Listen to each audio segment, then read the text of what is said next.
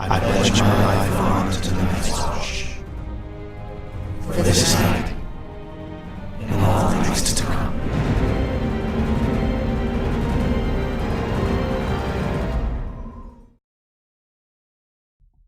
Got a PSA to do. Valor Morgulis, everybody. Hype's Watch is back again for another episode of Game of Thrones, Season 8, Episode 3, The Long Night, and back for the first time in a I pledge my life on to tonight's watch. Oh, we have... For this night, and all things to come.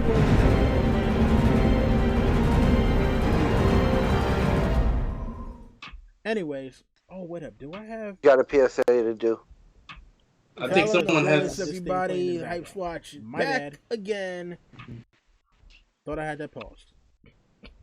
Anyway, back for the first time in a very long time. We have Sweet YFT joining us. Of course, we have the rest of the awesome foursome. We have my man, Big Game, James Bashell. We have the corporate master himself, Jerry, the Rod, Steamboat, and disembodied voice, Sir LT Giles. But before we begin, as you heard twice throughout the intro, JB has a PSA for everyone. So, JB, take it away. Yeah, pretty much what I just wanted to say was that I know that we run the gamut of opinions on this episode, and they go from positive to negative, and to those that take offense whenever a negative, critique is uttered about the show, that just realize it's not a personal attack on you. We don't care what you like and don't like, but we have our own opinions. So just getting it out there now that if you don't like negative critiques, this may not be the recap for you. Just going to throw it out there. Just in case, but yeah.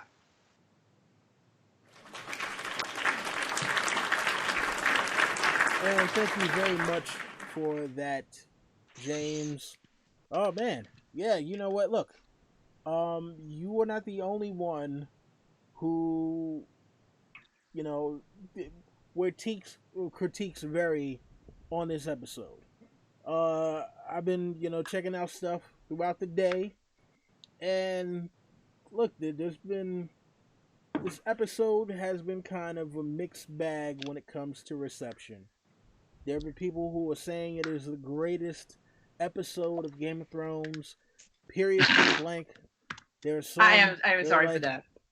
There are some who are saying it is absolute trash.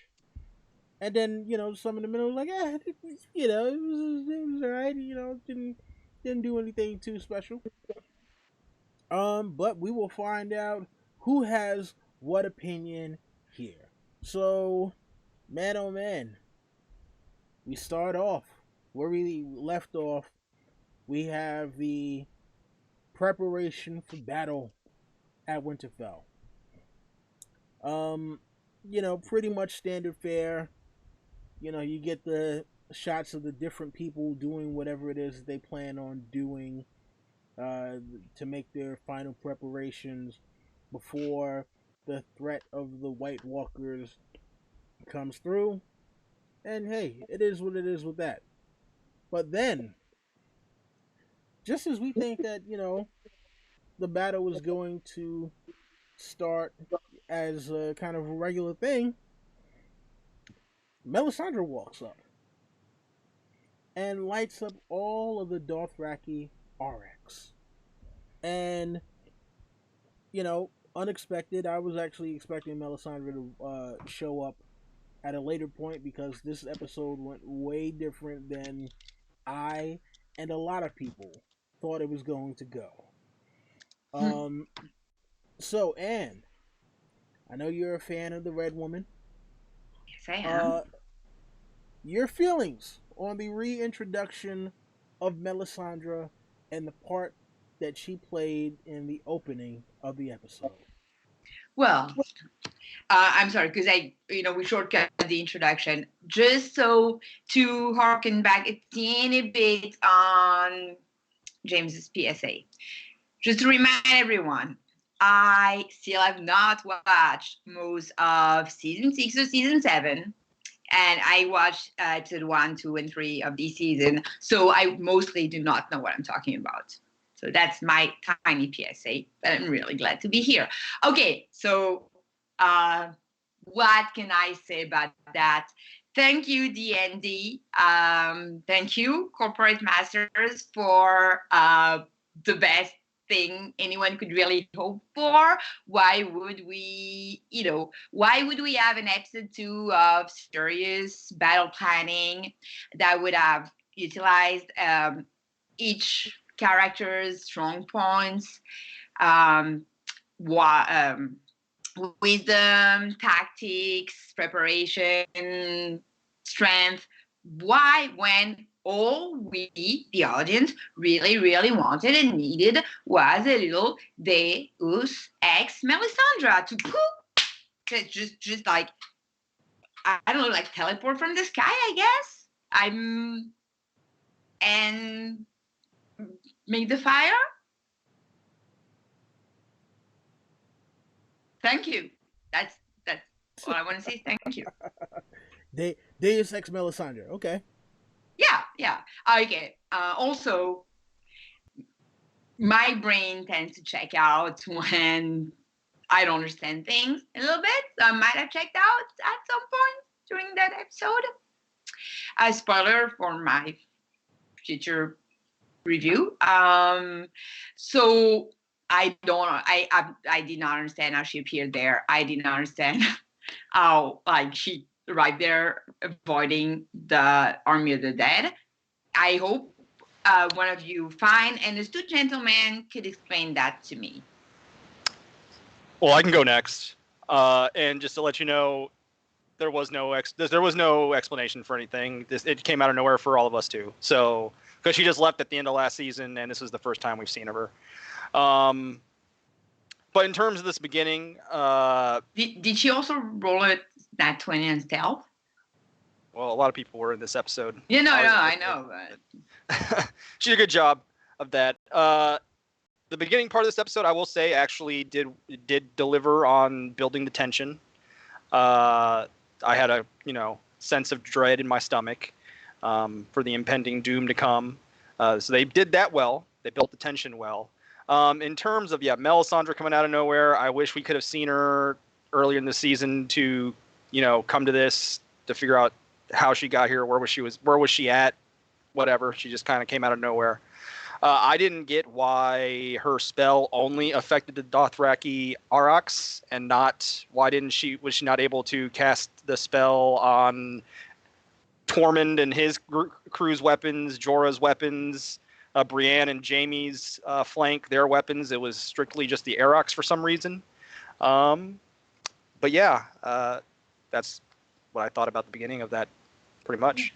Or more efficiently yet, why weren't there some siege engines supposed to throw? Yeah, they had catapults. Okay, I'm very sorry. Was that used at some point? Well, they did fire the catapults. Yeah, those were fired. Okay, I'm sorry. I'm very sorry. I warned everyone. Yeah, I to just fire. What didn't make sense is after they came back, they retreated, Jorah and everybody. Why didn't they start throwing more of the catapults? They just stopped. That would have took out a lot more of those dead soldiers. Yeah. Well, yeah, we're not there yet. I feel like there's a little bit to be said about the overall battle tactics that were employed by the army of men to defend the realm of men from the ultimate threat that had been built in the previous 8 seasons of that TV show. But I'm sure we're gonna get there. I don't want to go get ahead of myself. All right. Well, let's see here. You know what? Sir LT, your thoughts on Melisandre, in this opening. I just keep on like I was wondering the same thing. How did she get past the army of the dead? Like, but then I was also thinking, oh shit, Tony's right. She's the Night's Queen. That's what I was thinking at first. That's my first thought when she rode up. I thought when she was gonna be like, like in the movies when two armies are getting ready to battle and they have people that are gonna talk. And I thought she was gonna bring like Jorah with her to talk to the Night King's army or something. I don't know. That's what I thought at first impression. But then I got a little excited when the RX got set in fire. It was pretty cool. JB. I gave my opinion. Go to Jerry. Let's see what the Rod has to say. Do you smell what the tension was cooking there? Now, if I was Jabroni, like that Targaryen steamboat, or a Jabroni, as I would say, I might complain about, I might bring up something about Melisandre coming out of nowhere, I might bring up that, everyone's they're just standing around looking cool, putting on their shades.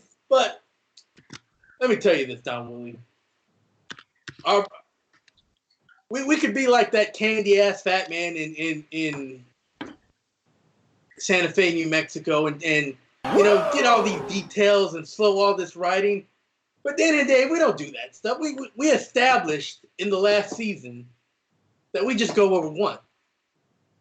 There's no reason to waste time. It's all about efficiency. Efficiency and perfection.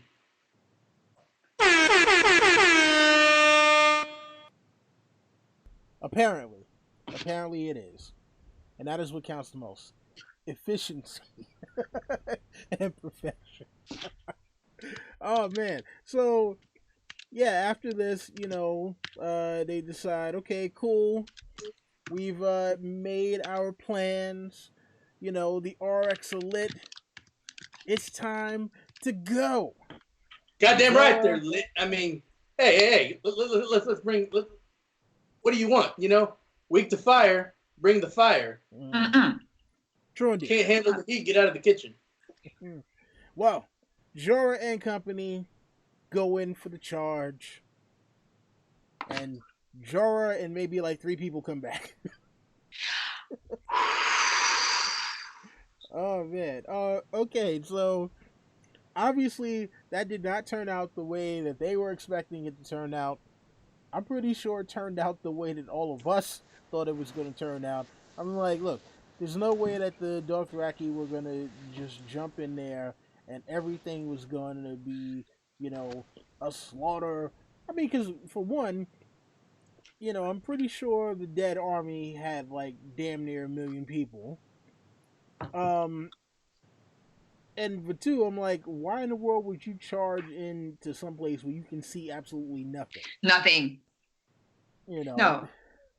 Like, no, you're not gonna get the whole Leroy Dragon! You're not gonna get that whole thing happen, and it just be the thing of like, oh man, all right, cool, yes, they lit up the RX and everything is just excellent after that. No. When you go Leroy Jenkins in the real world or even in the fantasy world, it just doesn't work out. Any thoughts on the charge? I'm Lots guessing... of go ahead, thoughts. No, go ahead. No, you go ahead. I just had something quick to say real quick. My guess is what happened, because obviously we didn't see it. They charged. They probably took out a lot of the dead. But like you said, Willie, there were so many of them that they got crushed. And what I want to know is, too, like, how the hell did anybody get out of there? Like, when they came back, like Jorah and a few Dothraki soldiers, like, shouldn't they all be dead? Like, how the hell did they get out of there? Yeah, I have no idea. And for those of us who were worried about Ghost, he did survive. Just I watched the trailer like 15 times, and I watched the trailer like 15 times. I don't know what these people are talking about. If they could give me some evidence and show me him in the trailer, but I said when people I said saw that, this. I watched. I saw the screenshot. It's like a split Okay, Yeah, second. so did I. well, somebody Split needs to second. show me the screenshot because Yeah, I watched that trailer a bunch of times and I didn't see it. yeah. Split second. He was in the background. You know, uh, it's one of those things where forget about slowing it down. I slowed the trailer down to a quarter speed and still couldn't see it. Hmm. But Anne, all right, go ahead.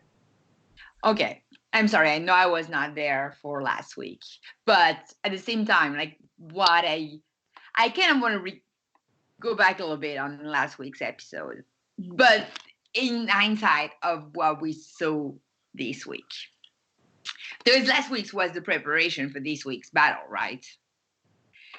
But last week's episode was really a bunch of people just waiting around doing absolutely nothing. I don't understand. I am gonna, I do not understand how, when number one, you are fighting the army of the dead, you know the basic mechanics, which is that there's a dude there that can reanimate any corpse from a finger snap.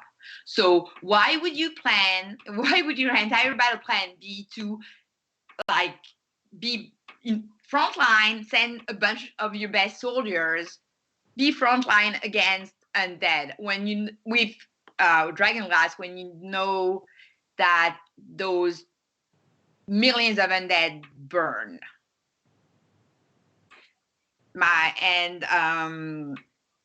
And that those really good soldiers that you're sending frontline, if they fall, they come back to attack you, and they're really good. Like, if you want to have anyone with dragon glass in the battlefield for that first wave, like, just throw like the elderly and the babies, like the ones that were hiding in the crypts. That's at best, if you want any human casualties, the one you're putting on the front line to like bait the walkers, not the walkers, sorry, to bait the whites to walk in and to come closer. Not the Dothraki screamers, when you know that if they're Donzo, they're coming back for you. Not the Unsullied, not the super strong knights. Like any of those, as soon as they fall, they're coming back for you. So they're not your front line in that kind of battle. Especially when can I talk about the little trailer we saw for the next episode, or is that I don't I mean, well, you're already on a tangent, so go ahead. No, I didn't talk about the next episode at all. Yeah. I mean, no, I'm just saying you were going somewhere, so I'll let you finish. Yeah, no, but I didn't know. I'm sorry, I didn't know if that was okay to mention that, or if that was spoilers for the people watching us. I wasn't sure the rules, but basically, okay. So if that's okay, if we can spoil what the trailer for next week is. They're very well aware that now there's another battle to fight with humans and the golden, like a bunch of humans, the golden company. Wouldn't you want to keep your sweet Dothraki screamers to fight against the golden company? Like, they're going to be useless against the army of the dead. They're going to be like, they know what to fight the golden company. Those guys have been fighting forever. They would be amazing. Wouldn't you want to keep them, like maybe even in Dragonstone? Like, put the Dothrakis guarded by Varys was pointless here in Winterfell, in Dragonstone. And, because worst case scenario, they have not served in battle. But like here, the worst case scenario is if even one falls, they're coming back for you.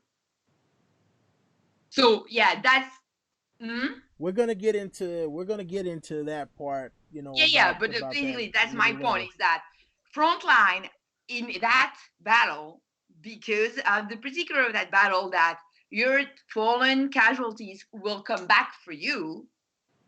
You do not put frontline your best fighters. That it just seems like who made that battle plan? Who's even like again? I might have missed that. Who is the battle Well, commander of fights? Who's their battle commander? that was not reiterated whatsoever. And I wish in the last episode, one thing that could have been inserted in the last. I actually liked the last episode, but I wish they would have. I wish they would have talked battle strategy more because, instead of waiting around, or at least make it make sense in this episode. Because I honestly, I don't.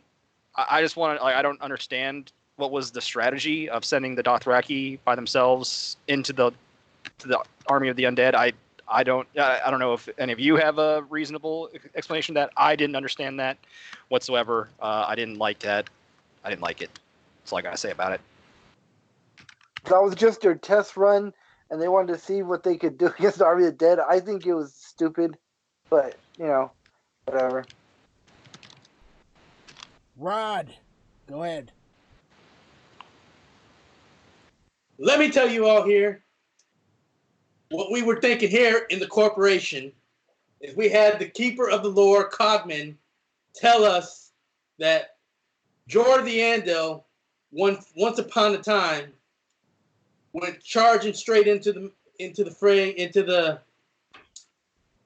Greyjoy Rebellion, and we wanted to throw a callback to all these whiny fans always crying like we're revisioning history and whatnot. We don't want, all these whiny book fans. This is what we give you. We're gonna give you Jorah running into this like he ran into the Greyjoy Rebellion, and maybe we had that, jabroni still here. He might be agreeing with everything Anne's saying and worrying about why these guys committing suicide and all that stuff. But, don't be a wuss, man. Be a man. That's what we say here. And men go forward. Okay. Yes. Men. Of course, that makes sense. Why didn't I see that earlier? All right, so look, the Unsullied have to kind of pick up the slack a bit, because Jorah and his forces have been decimated. Yeah, and then we, as Jorah is coming back, we see a huge snowstorm and still no Night King, which was kind of like, okay, well, we know he's going to be around somewhere. We know he's going to jump through somewhere, but where the hell is he right now? And because of what happened with not the Unsullied, but the Dothraki, Dany decides to abandon the plan. She pulls a Jon Snow, abandons the plan, and decides to jump on Drogon, which makes Jon also abandon hold up one second. plan. What was the plan? Because I don't remember a plan. The plan actually was supposed to be let the Night King come, and when let the Night King go and try to get to Bran, and then they were supposed to both attack him with the dragons and see if they could burn him with the dragon fire. That was the plan. Okay. Also, kind of a question, but that's like, of course, we don't know the Night King's plan. But why the hell did the Night Kings try to storm the front gate instead of trying to scale the Godswood's gate? That's a lot shorter. Like, the Night King is also like the worst fucking strategist ever. Like, just like go around the freaking castle. Like, you have one target, obviously. Like, all he cared about was Bran, it seems. Plus, so like, why go for the front gate and the front line? I just like march around. You get all your time. March around and just start crawling over to enter. Yeah, the Godswood. But okay, we're not here to discuss the Night King. No, I mean, yeah, Night King does not need to have a strategy, but maybe they should have. Everybody was pulling from the Leroy Jenkins playbook this episode, okay? It wasn't just Mel and the Dothraki. It was, it was Daenerys. It was Jon. It was the Night King. Arya. Everybody decided we are all going Leroy Jenkins on this one. I think the only person who didn't was Theon. But we're gonna get to Theon Yeah. in a little while. All right, so yeah, so after the people get decimated, the the whites come up and they're trying to light the pikes and light the trenches or whatever, so they can try to get people to retreat. Look, it was a nice little battle. The Unsullied did their job. They showed why they are the premier security force in the world. Even though after a while they just got kind of overwhelmed and they had to start retreating as well. Um, and we're gonna get to deaths in a minute. Who we thought were gonna die and who actually did die. But how do you guys think the Unsullied held up? And JB, we're gonna start with you. Well, I mean, obviously, the Unsullied did as advertised. They are a trained force that puts duty and what they need to do above their own safety. So they were perfect for that role, and they did their job. It was a valiant, ultimately futile effort, but they did what they needed to do to get the retreaters to get inside. So yeah, they did it. They did as advertised. That'll do, pig. That'll do. And I don't know, was it me or did it seem like the dead went straight at the Unsullied and totally did not care about the wildlings and all the other people who were kind of like on the right flank? Or am I did I see that wrong?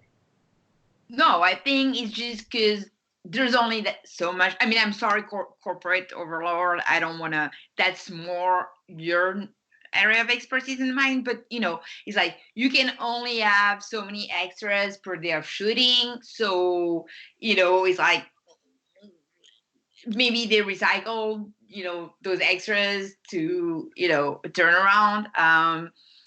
And also they're very expendable, the Unsullied. I mean, except for Grey Worm. We don't want too many people to die, really, because it really was not, why would we want to kill a lot of people for just the battle for the survival of humanity, when we could just have a death tally of 6? My favorite part is Grey Worm being the only Unsullied to take his helmet off, and then he puts it back on, and then he has to take it off later when they have to show his face again. Yeah. Oh yeah, yeah. The classic.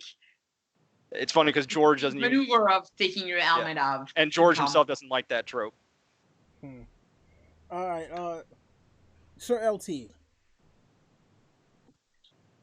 One thing I've learned from watching this battle, that if I could, go tell my queen, Cersei, if you ever have to face Unsullied, just throw shit at them and have like archers hitting them, because they stay there. They did pretty well though. They fought pretty well, But I don't get it. Like, if it was me setting up the defenses, I would have thousands and thousands of archers just shooting arrows at them as they come.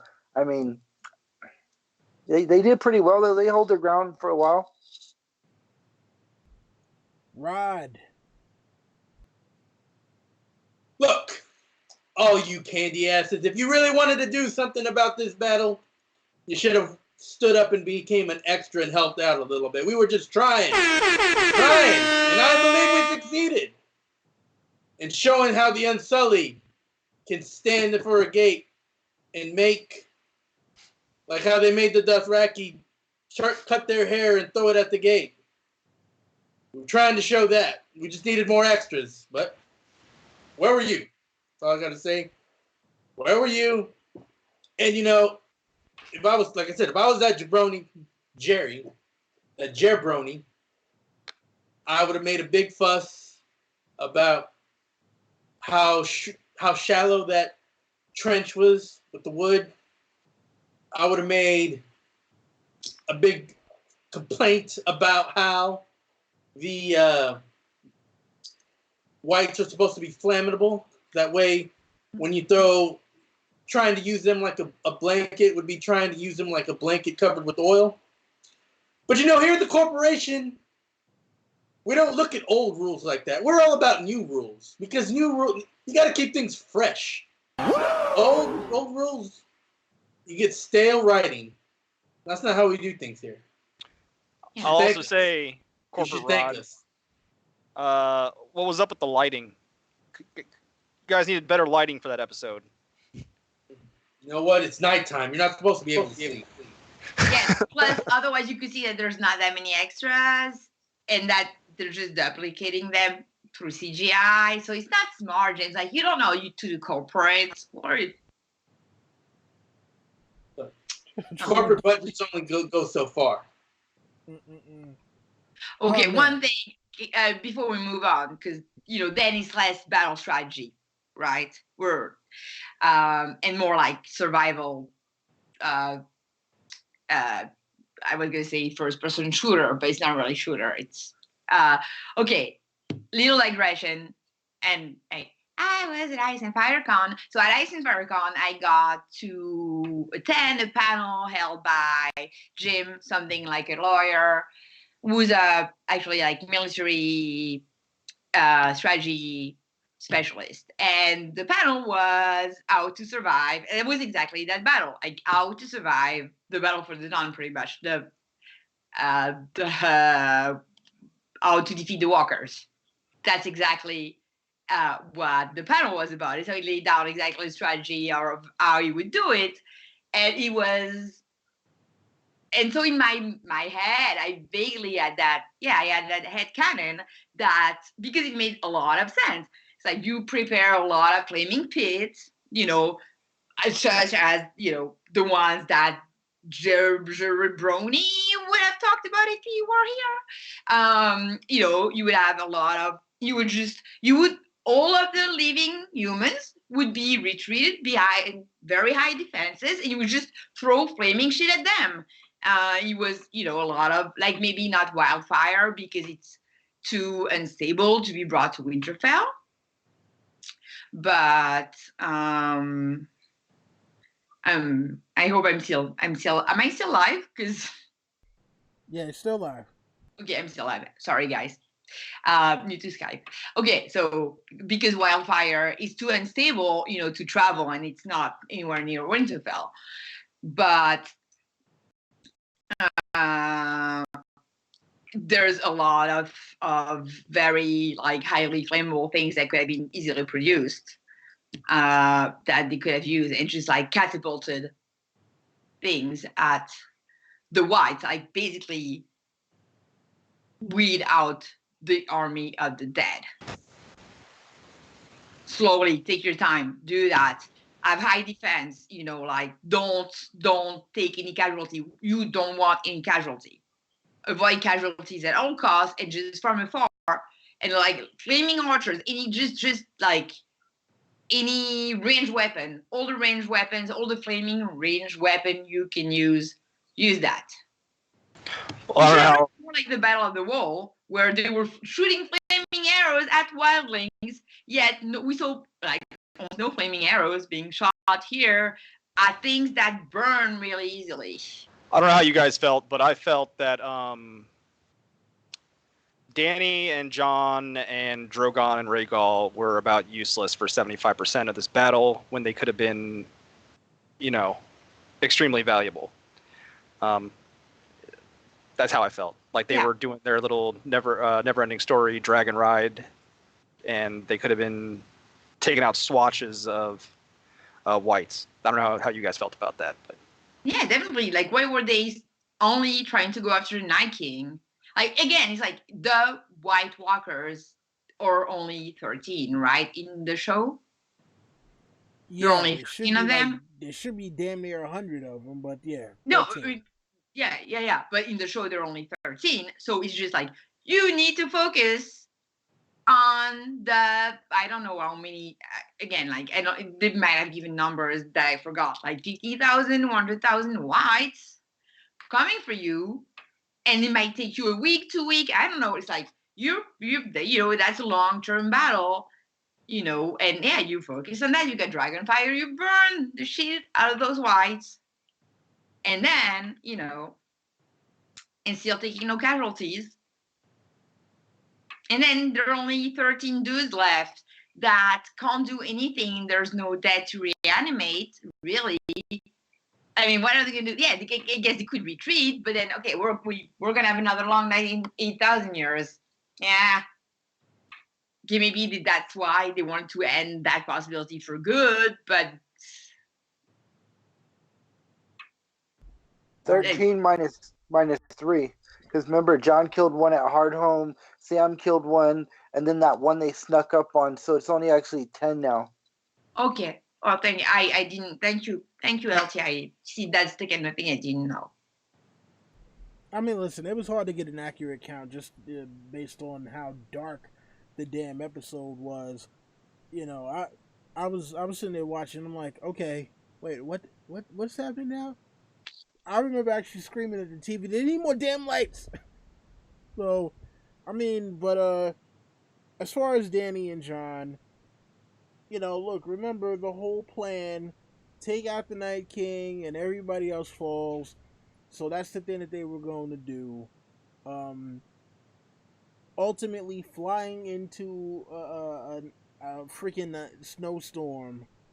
Yeah, just not the smart thing to do at all. But, you know, look, Dany and Jon have never been known to be, you know, these insightful, smart people.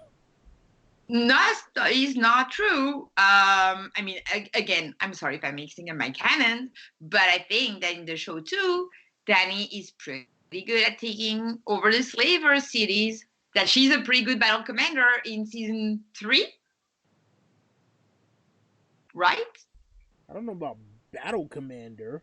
I mean, like, because a lot of I don't know. Again, because I could be mixing up my book canon, show canon, but like she wasn't bad about taking Meereen and Asapor, and okay, now I cannot even remember the third. Meereen, Asapor, and Yunkai. But I mean, remember those weren't really battles so much as it was a thing of, okay, well, we got the right people in place. Yeah, but that's what you need here too. Like you cannot take that battle to the field. Like that's exactly what we were discussing. You know, like they try to make it yeah, I can swear on that channel, right? I remember I can swear on that channel. They tried to make it a fucking Verdun, like a butchery, like, you know, because we counted the death tally of our favorite characters, but how many people died? How many how many casualties have they had? Like they just threw you like lives there when that was the last thing to do in that battle. It was, you know, and like using different strategy. So like Dany thought, you know, for Meereen, Yunkai, Asapor, like was like, okay, I cannot go like, you know, I don't have an army, my dragons are too small, I need to think outside the box. Okay, Blackwater, Tyrion, really good at thinking outside the box, you know. And here we're like, no, although we know how those monsters operate, we're gonna fight them like they went to that battle exactly the way they should have gone, they should go. Why am I talking the past against Cersei's army? It was like that was Cersei's army with the Golden Company going after Winterfell. I mean, listen, you know, at the end of the day, like, I had issues with a lot of the way that the battle went, you know, but it is what it is. We don't want to harp on the same topic for too long, so we should probably move it inside. We should, because I think we've lost like 95% of our Guardians at that point. I'm sorry, Right. people. All right, so, so the Whites actually able to breach the gates. They're able to come through and start, scaling the walls and causing havoc, and we lose Ed. We lose Ed because of goddamn Tarly. Sam Tarly, as always, fucking something up and getting someone killed. And this time he got Ed killed. Ed has been my dude ever since season 1 where Jon went up to the wall, and I thought he was gonna die at Hardhome and he didn't. I thought he was gonna die on the wall getting attacked by the Night King and he didn't. But no, he goes out because Sam Tarly, who's actually killed White Walker and a Thin, freezes up with 2 big ass dragon glass daggers in his hand. He freezes up and gets Ed killed. Oh man. Reminds me of that guy from Saving Private Ryan that froze up and got everybody killed because he couldn't move the ammo. That's what it reminds me of. God damn it, Tarly. James, how are we feeling about Ed? I mean, obviously, I like Ed a lot. I like both iterations, book and show. It sucks, but they had to have some people die. I mean, it's a big ass battle. Some of the main characters, some of the more, well, I would say the tertiary characters definitely had to die, and Ed fell in that realm. I wouldn't say that Sam is always fucking up. I think that was a little on the harsh side, but he did in this battle. It did seem like that maybe he would have been better served in the crypts. I do think that it would have been, better writing, better character growth for Sam if he was a little bit more useful in the battle. I mean, he was useful in the battle against the wildlings at the wall. He was a lot more useful in that battle than he was in this one, and I don't understand why they devolved him kind of back to useful Sam. But it is what it is. But yeah, it sucks to see Ed go. But I mean, he was one of the ones I predicted to die. So I predicted him to die too, but not because of Tarly. I thought he was just gonna get overwhelmed and he would be wound up getting killed because of overwhelming force, not because Samwell Tarly freaking chickened out and he had to save him. And your thoughts on Dolores Ed Talent? First, I got to make an apology, Don Willie. We are having some corporate difficulties right now. We spent a little too much of the budget on last night's episode. Now you might understand why we had some of the issues we had. Like, we couldn't make all the whites dissolve with dragon glass like we wanted to. All budgetary, Yeah, and to answer your question, Plexi, Bertrand, I just kind of mentioned, I definitely do think that they kind of were all over the place with Sam's character in this episode. They devolved for some reason. Yeah. And you're On that I don't really have anything to add. It was more, I'm really sad. And I mean, yes, I was obviously expecting his death. I would have liked, I don't know. all right, LT. I'm sorry, Ann. I thought you were finished. No. It just, because of what we'd seen, how when they mentioned that, it used to be the group with Pippin and Bran, and they each, how they died one after the next. It made sense that there would be something with Sam and Ed, for the death. But yeah, I'm kind of disappointed that, yes, it's cool that he died saving Sam, but it's sad that Sam was such a useless asshole in that moment. when it's not like I don't know is yeah. It feels you know what I mean. It could have been a little bit better death for Ed, a little bit not as bad moment for Sam. But I'm not angry at it. That makes narrative sense that it's still the brothers of the Watch that they die protecting one another. Listen, I'm upset. Ed was my dude. So, yeah. LT. Sam should have stayed his punk ass in the crypts like fucking they were telling him to, but no. I killed a White Walker. I killed the Thin. You know, who gives a fuck? You stay your ass down there in the crypts, and you could have protected some of those people that died. I know I'm skipping ahead, but he could have been there fighting for them instead of fucking freezing on the battlefield. You know, he should have went to the crypts with everybody else, and it cost Ed his life, and you know. So shame on you, Sam. Shame on you. LT, silence.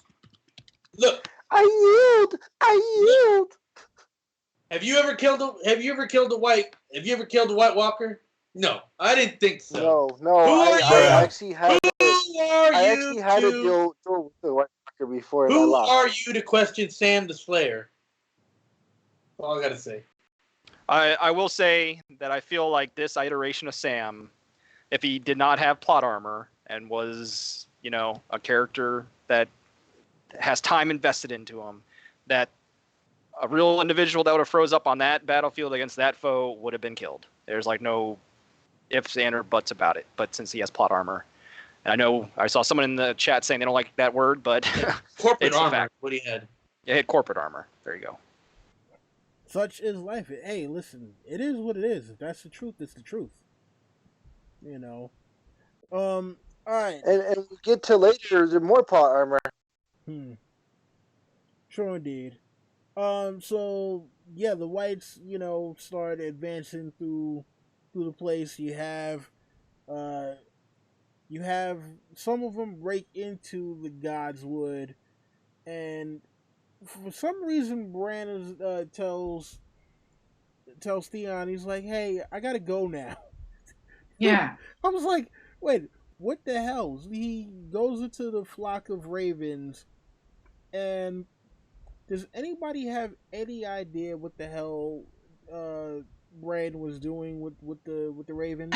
Because it was like, you know, like a poorly thought out movie transition. You know, because they were like, oh yeah, we should show Bran, I guess. But then we really want to show the Night King, so we're just gonna do like a raven. I know. I thought, okay, I don't know why I let myself like hope over and over and over again. And honestly, throughout the episode, I was, you know, I'm not jumping ahead, but I was really sure that Bran would have a role in the War for the Dawn, the resolution. So I was, you know, I'm like, oh, is he flying to the Heart of Winter that we've seen? That is like, it's show canon. We've seen it because we've seen, you know, like the Walker bring the baby, and like that's a thing, that's a place. So like when I saw that was my first thought. Is always like, oh, he's gonna do something. He's gonna be useful. He's like, I don't know why. He's like going there to like counter, like, you know, like counter strike that. Why did I hide myself? I don't know. I must love disappointment over and over again. But yeah, no, it ended up just being like a transition. What is the major malfunction here? Is that he is a 3-eyed raven. We got 3 ravens. What more do you want? What more do you want? No, nothing. That's exactly what I'm saying. Why do I want more? Why? That's on me. That's on me.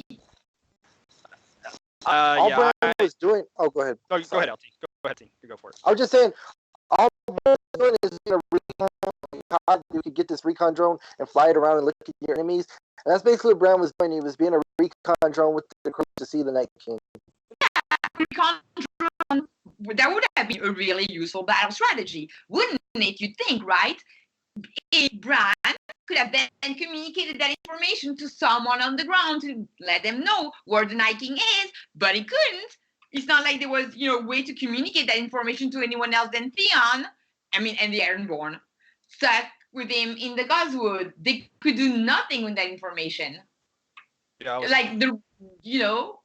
Yeah, I was about to say, yeah, he was a recon drone, but he wasn't communicating that with anybody, and I don't know what the hell he was doing. Like I said, I think Jon, Dany, Bran, they were kind of not the most useful in this battle for Dawn, and they should be, you would think, the most useful, the three of them.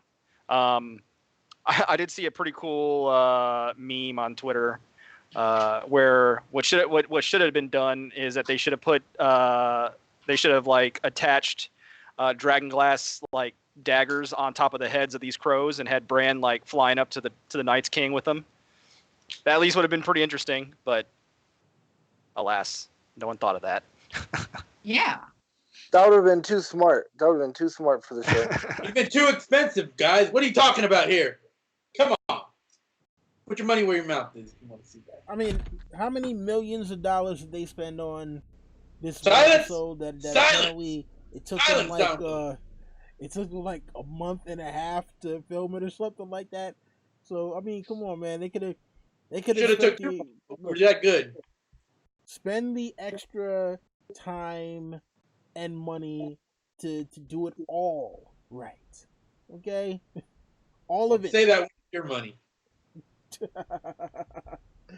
Oh man. All right, so look.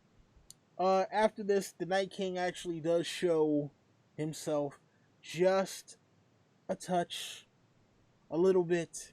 I don't know if you know that song, but anyway, so Night King actually does show himself a little bit.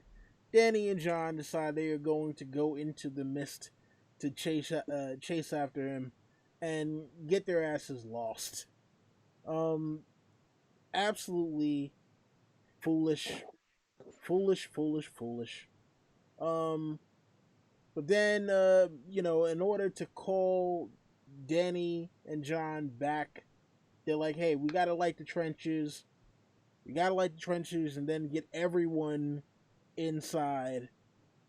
And unfortunately, because it's so damn cold, they can't light the trenches. Melisandre comes up. She's actually able to get them lit at the very, very last moment. But that doesn't last too long because, the White Walkers have figured out a new strategy. We will use our cannon fodder in order to be able to extinguish parts of the flame so that we can have the rest of them, crawl over World War Z style. And after this, we get a damn giant. He's able to bust through the gate and take out the Mormont forces, along with the little bear herself, Lady Lyanna Mormont. And I'll be honest with you, no pun intended, but that death was kind of crushing. And especially hearing her bones crack. I'm not sure if that was supposed to be her bones or the armor, but oh, damn. Bruh. But she was able to take out a giant, so she died doing something heroic. Corporate Ride, your thoughts on the last stand of the little bear, Lyanna Mormont? Listen here, Don Willie. We wouldn't be doing our job at corporate if we didn't give this girl more scenes and heroic death. It's what she wanted. Some people just said it's bedtime for her, but we said no, it's hero time. That's how we do things in corporate. That's all you got?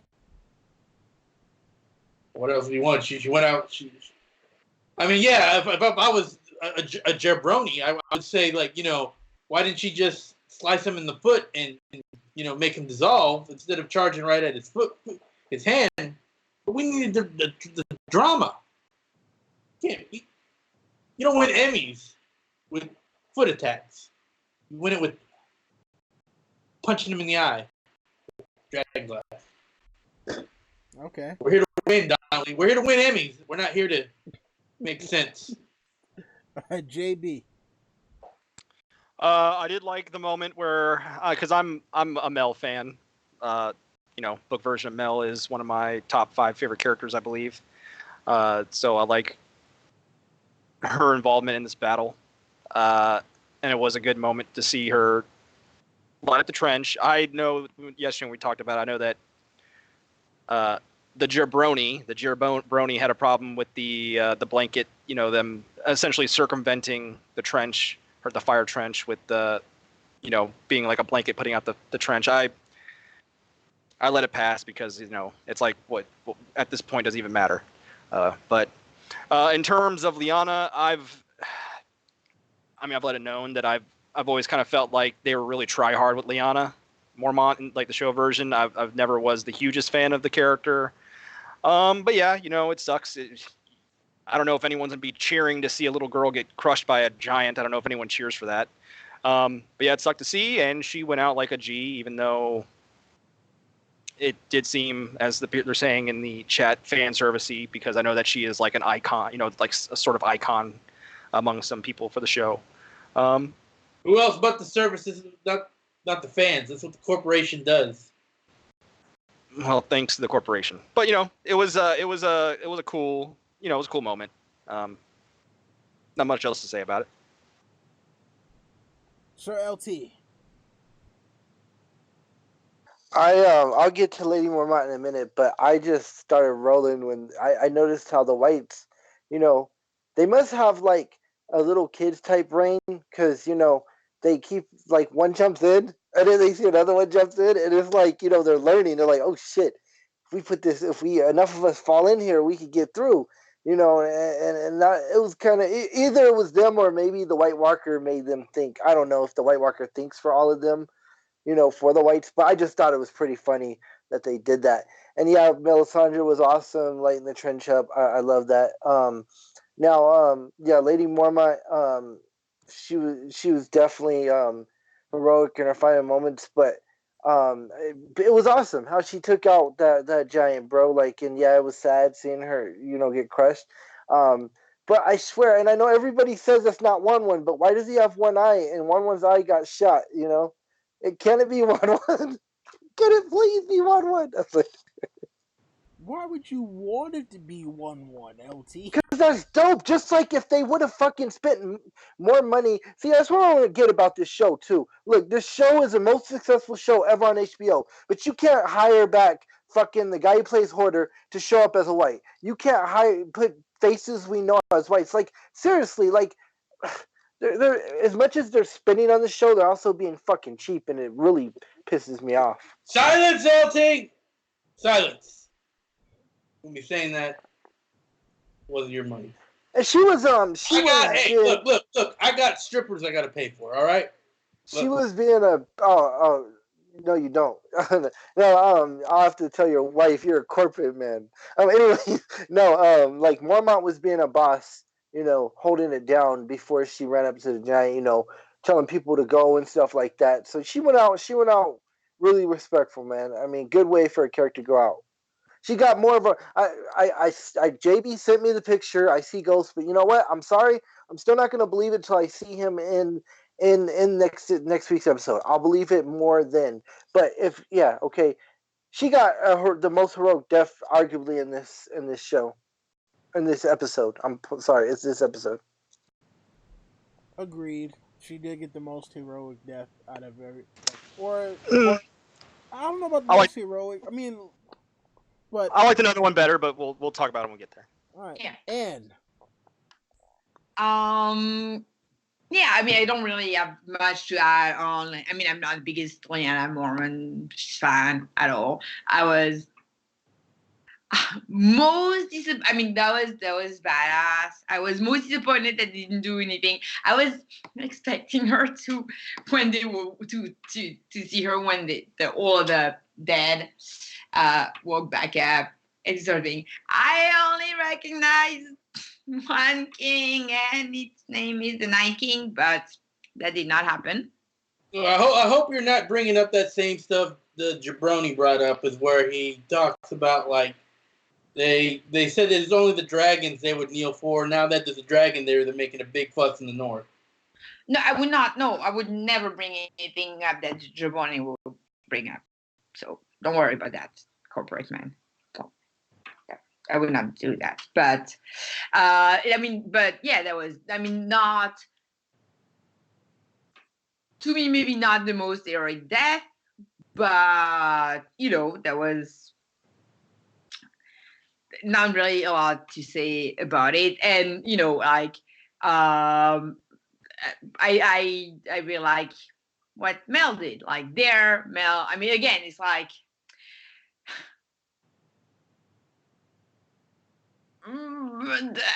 I'm so conflicted. I'm sorry. He's like, yeah, it's really cool that Mel saved the day, but at the same time, like, how could they be so willfully unprepared to what it's like? But no, I like Mel. That was cool. I like Carrie Van Houten. That's her name, Carrie Van. Yeah. Yeah, an amazing actress. It's always nice to see her, and that was really badass. Like I was almost like, are they gonna sacrifice Gendry so she can light those things? But that did not happen. That would have been pretty cool. There could have been a good heartbreaking moment if they would have had to sacrifice Gendry to light those pyres on fire. Yeah, I mean, well, like I said, we're gonna get to the people that we thought probably were gonna die. Yeah, wait, I did not. It was just that was not my death tally at all. It was just because I did not expect. He could not have been on my death tally because I totally did not expect Mel to arrive and to need King's blood, but that could have been cool. But no, I not a lot to add, honestly, to that part. All right, well, we got to talk about a Stark.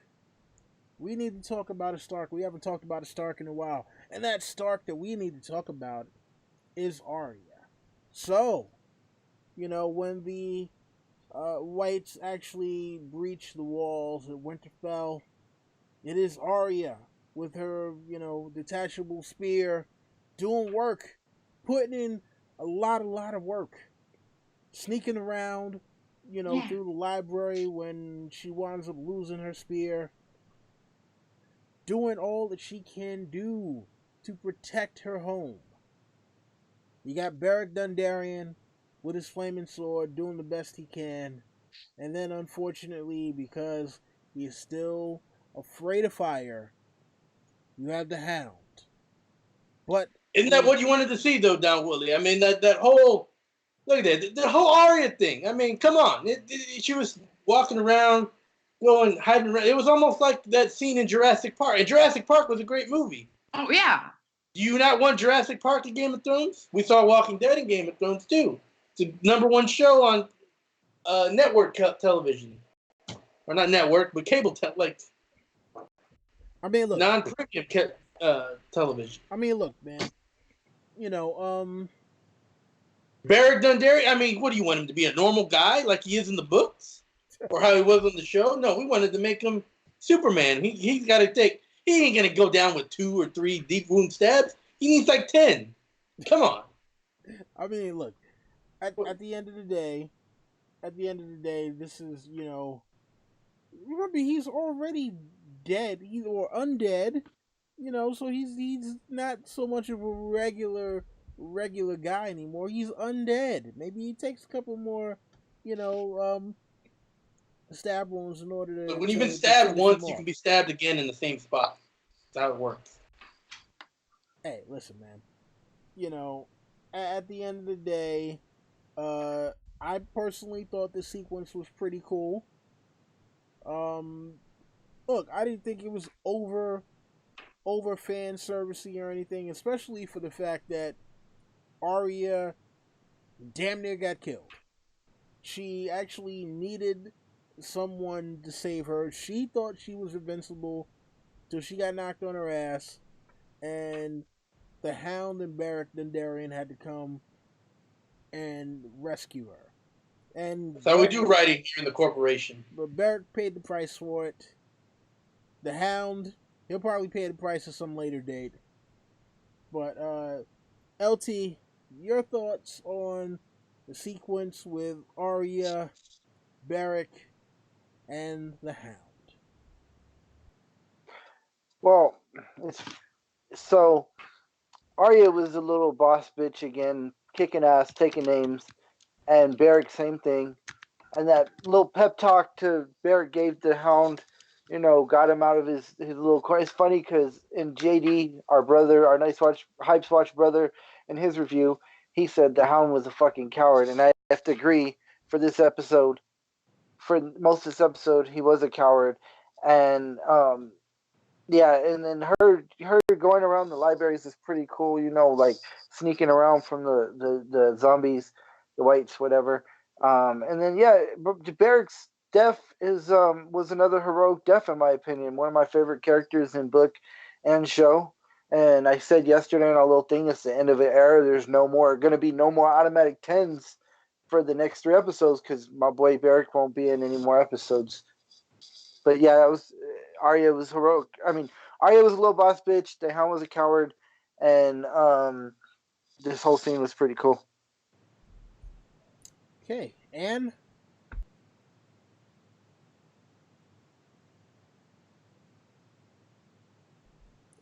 You're on mute. Well, sorry. I'm really, really glad. Thank you, Corporate Overlords. And in a 18 minutes episode, we had 10, 15 minutes of library hide and seek that really moved the plot forward. Thank you. I don't really have much more to add to that. Oh, that's funny. I mean, yeah, it was that allowed me to take a short power nap. At no point did I thought Arya was gonna die there. There was no tension in that scene. I did not think Arya would die. I would be killed by a name White number 24 like that. And also, I was kind of surprised if, there's one target, that target is Bran Stark, if that's what's being stated in the show. And it really seemed like all of those dudes were specifically trying to find Arya in a way that no otherwise were, they were just mindlessly moving forward, but no, they were kind of going after that one human and not just trying to move forward in the castle. But maybe that's, Well, it's because they knew she was a Stark. They have to kill off all of the Starks. What that said? No, I don't know. I know, okay, because I could have totally missed that again. But yeah, no, it's just like the idea. It was too long. That scene was too long because there was no real tension. Because they failed to establish any threat of Arya seriously dying at that moment. Okay, JB. Yeah, it was kind of jarring how it went from hectic battle to, that scene. When it comes down to it, I did, the Hound, he was doing his normal shtick. But he snapped out of it when he saw Arya in danger, and he, wasn't a coward the whole time. He saved her. He helped in saving her. And I do think I actually like the Beric death better. I believe the shot of him, with both arms out and bracing the hall to block it was, to me, was actually the best shot of this whole episode, in my opinion. We had market research on that. We knew hold the door was big with the crowd, so we decided to reuse it. There you go. It worked. And it's interesting, LT, you said that Beric's one of your favorite characters from the books, because, he's actually not in it very much. I actually like Sorry. Well, you can say your piece. I was just gonna say what's in there. I love. There's a lot of characters like that are in the books that much, but that doesn't change the fact that he's still one of my favorite characters. I get you. I do believe that they've done a good, or with the show iteration, I think he's actually a pretty, maybe it's the actor, but he's actually a badass in my opinion. But yeah, he went out like a G. I enjoyed it, and it's pretty poetic. You know, it won't happen like that in the books. He's dead, but it is poetic that someone or two people on Arya's list at one point saved her life. So that's interesting.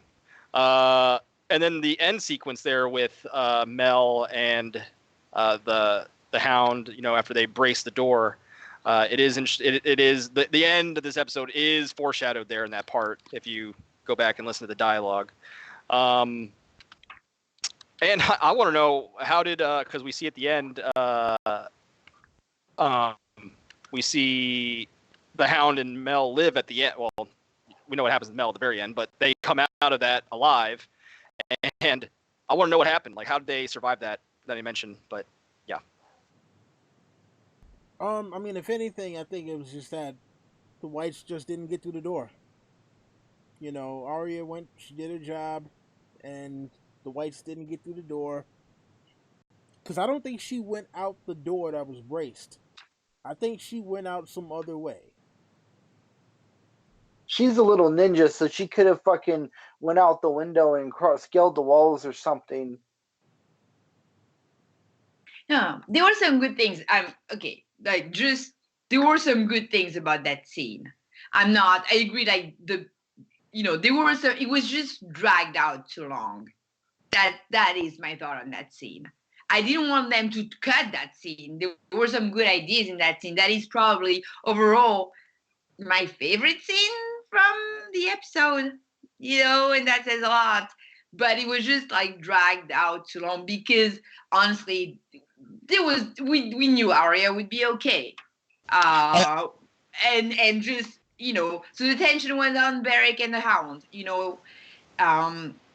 and there was some there was some tension there for those guys. Just they gotta make it a little Pretty much, shorter. They could have just cut the library scene part and just had the running through the hallways part. Well, yeah, I mean, just make it a little bit shorter. Like, it's nice to see her doing ninjas things, it's a nice payoff for her training in Bravos. It was just a little long. I mean, yeah, I get it. I understand. Look, they're trying to make people feel like they're getting their money's worth. That's pretty much what it is. It's like, hey, we told you the episode is gonna be, almost 90 minutes. We gotta pad the runtime somehow. So certain things get stretched out. Maybe with some like battle strategy, they could have done that instead. But yeah. Oh yeah. All right, moving along. So the Night King gets attacked by Jon and Dany, and actually falls off of his dragon. We get a nice little mini dance of the dragons in the air. But I'll be honest with you, it was hard to tell which dragon was getting the worst of it. I saw claws, I saw jaws, and I was trying to figure out which dragon is getting torn to pieces right now. We find out later that it was Viserion, who now has bigger holes in him and is spitting flames out the side of his neck. But Jon takes a tumble.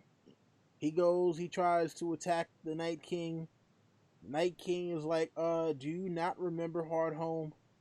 And just because you pissed me off by even thinking that it was okay to do this, not only am I raising the dead people here, I'm raising dead people everywhere.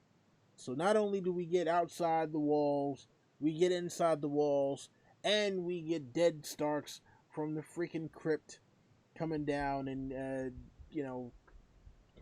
killing everybody as Tyrion and Sansa go and hide. And let's see, Tyrion, Sansa, Varys, Gilly, Melisandre, and anyone else with a name who's down in the crypts runs and Lived. hides, while everyone else who does not have a name or only appeared in one scene in one episode gets slaughtered. And Daenerys comes up and tries to do the thing that we've all been waiting to see, that I absolutely knew was not going to work. She tries to burn the Night King to death with fire. She uses as much of it as she possibly can, and it was like, yeah, no, not really. Oh, and by the way, I still got another one of those javelins. You do know that I have a gold medal in javelin throwing. Forcing Dany to land, and damn near getting her ass killed.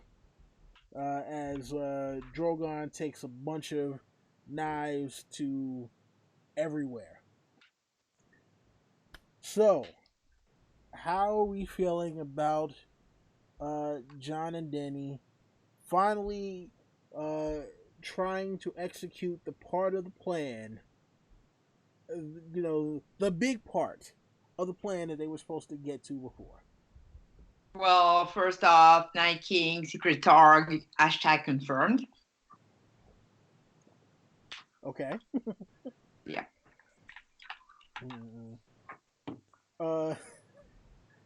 Anything else? Anybody?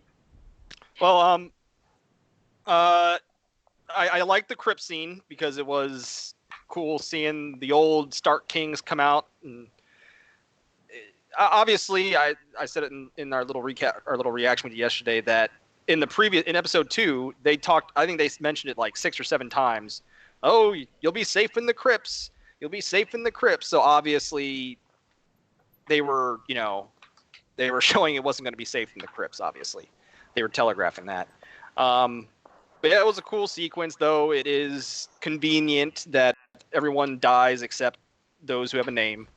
They're too important. They live. But yeah, I like that. I guess they're showing hints of the Tyrion Sansa romance blossoming after their little moment they had, unless I read that wrong, but that's kind of how I felt with that. In terms of the dragon fight, I'm just not the biggest fan of the dragon CGI they have in Game of Thrones. I always feel it looks a little weird. Now, granted, I'm the one that always has a bad eye when it comes to CGI, because like I thought the CGI in Black Panther looked bad. I think the CGI in Suicide Squad looks bad. Like I just think CGI looks bad. I don't know, to my eye, it just doesn't work for me. I did legitimately think that Drogon, even though it wouldn't make narrative sense, well, I mean maybe, but I legitimately thought that he might die in that instance when he had all those whites on him. And then yeah, obviously, I mean they telegraphed the fact that the fire wasn't going to work. It was the simple filmmaking ploy of showing something, a long shot, and then the person emerging from the flames, that it didn't affect them. Yep. And also, I want to know how Jon lived, because dude had about 150 whites surrounding him in a 360-degree circle. So Jon apparently is invincible. He has a Secret Targ. That's yeah. So I said it doesn't matter what you think, James, JB. You want dragons? We gave you dragons. Yeah, you might have not been able to tell who they were. And yeah, if I was that complainer jabroni, I would have been saying, well, Drogon's bigger than all the other dragons, so Viserion shouldn't have even been able to take Drogon one-on-one, much less Drogon and Rhaegal one-on-one, but that's not what we're here for. We're here for Emmys. We're here for storytelling. You don't want to see, flames killing them. We don't know. Benny, our head commander, Benioff, didn't know what dragon fire would do to the Night King. Should anyone else? Corporate Rod, so you always have this name for Star Wars Disney space movies, so where are we going to start calling Game of Thrones? Corporate Game of Thrones now? We're going to call it the greatest story ever told. Well, when the dragons went up over the clouds and I saw the moon. That was one of the best shots I've ever seen in anything, in any movie, any show. That was like amazing. I agree though. When they were fighting, it was hard to tell who was who, but I still liked it. I agree. Jon should have been dead. He pulled I say he pulled a governor from The Walking Dead. The governor was the same thing, surrounded by zombies, and there was no way he should have got out there. You know, if the show had balls, they would have killed Jon there. They would have killed Bran. They would have killed everybody, and just left a few people left. And like, oh shit, what are we gonna do? You know, that I thought the Night King smiling was the cheesiest thing I ever seen. That was. It doesn't matter, LT, if you think that was cheesy. Like, I think we all knew he wasn't gonna die from the fire, but what was that? Like Freddy Krueger. What? Yeah, what was that? It's evil is what you call, and that's what we're going for. We're going for the evil here. We're going for evil dragons, evil everything. Good versus evil. That's the kind of storytelling we're telling here. Why is the Night King a coward too? And everybody said, "Oh, his main goal was Bran." But you know what? We're never gonna. I know I'm skimming ahead, but we could have saw an epic battle between him and Jon if he wasn't a fucking coward. He isn't about epic. It doesn't matter what you think an epic battle should be, LT. He's got to get Bran, and that's the only thing that matters. Yeah, but these idiots could have had Jon get his ass kicked by Night King, and then like, you know, as fucking the Night King's walking away, Jon's like, no, or something like that. That would have been epic, man. Yeah, or they could really just have sieged the Castle of Winterfell for 80 years, and Bran would have died of malnutrition. You know, maybe not even 80 years. They're the army of the dead. They don't need to go anywhere. They're cool. The Light Green Series dead. Bye-bye. The dead one. Here's the deal. Y'all want dragons? We're giving you dragons. Oh, wait a minute. What are you doing here?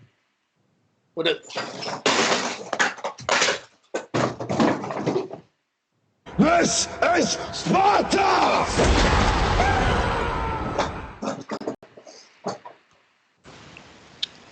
We are sorry for this interruption. We're extremely... Y'all want a dragon, son? We got the Texas Rattle Dragon here now. Kick that corporate asshole out of here. Let's go. Okay. Yeah. Oh, man. Yeah, man. Finally, the corporate Rattle Dragon is here. It's about to be on. So. Daenerys fails at the thing that she wanted to do because they had no idea about the Night King. And now she's stuck. She's stuck, about to be overrun by whites. Drogon had to abandon her in order for him to survive. But there is her knight in shining armor who come to save her, Sir Jorah Mormont, Lord Commander of the Friend Zone himself. And again, I fucking teleported there. Like, I love it. Okay, one thing, again, I forgot in Game of Thrones was doing that. And, oh, actually, one thing we did not mention that I want just to bitch on a little bit, that I think was from the earlier scene in the crypt. Might be from episode 2, but like at that point, since Jerry's back, who cares? We can it's free buffet to bitch about things anyway. I love it. So one thing I forgot that show does is how much they love zingers. It's their things. Like, we're just gonna throw a zinger, so people there's a conversation, there's a zinger, and people leave. And then it cuts to another scene. Zinger, and they leave, and they exit. And they managed to do that with Melisandre zinging. I can't remember if that's Tyrion or Sansa or the both of them. They're stuck in the motherfucking crypt. It was Sansa Snark. With the army of the dead around them. But she zinged them, and then you can see her getting up and going, you don't know where, because they're stuck in the crypts. So yeah, I'm sure that's that episode. She zings, and she gets up, but they're stuck because they're surrounded by the dead. But they love their zingers, so they had to do it. Okay. I want to touch on that really briefly. So I'm glad I did, because that was close to my heart. And I think we lost 100 other viewers. Yeah. Hey, it happens. LT, how are we feeling about the sacrifice play of Lord Friendzone himself? Jorah protected his queen. What else could you do? I thought he was gonna make it. I was shocked by his death. I did not think he was gonna die. I mean, especially after the beginning when he ran into and he got out, I thought he was safe as hell. So I did get shocked, but more what I was shocked to see is actually Daenerys fighting side by side with him. I never thought I would see Daenerys fight. I mean, remember Sansa says, I don't know how to use it when Arya gives her the dragon glass and she goes sticking with the pointy end. But who told? I don't remember anybody telling Daenerys sticking with the pointy end, but she did a good job, you know. But no, R.I.P. Sir, the bear, Lord Friendzone, said that he's. Wonder who's gonna get Heartsbane now. True indeed. JB. Well, I 100% thought that Jorah was going to die, and in this manner, because it narratively makes the most sense that he would sacrifice himself for Dany, and I think it's a fitting end for him. Obviously, I've been harping on it for years now that I never understood the show. And I like Jorah in the show, like how much more of a babyface, using a wrestling term, a good guy he is compared to his book counterpart. Never understood it. I've always attributed it to Ian Glenn being charismatic as hell. Is probably And the sexy reason as why. hell too. Yeah, he's sexy AF. But yeah, so yeah, he went out like he's supposed to, and I was cool with it. He's the show version has been a cool character, and I've enjoyed him, but this is the way it was supposed to be. I always thought that Ian Glenn reminded me of a young Charleston Heston.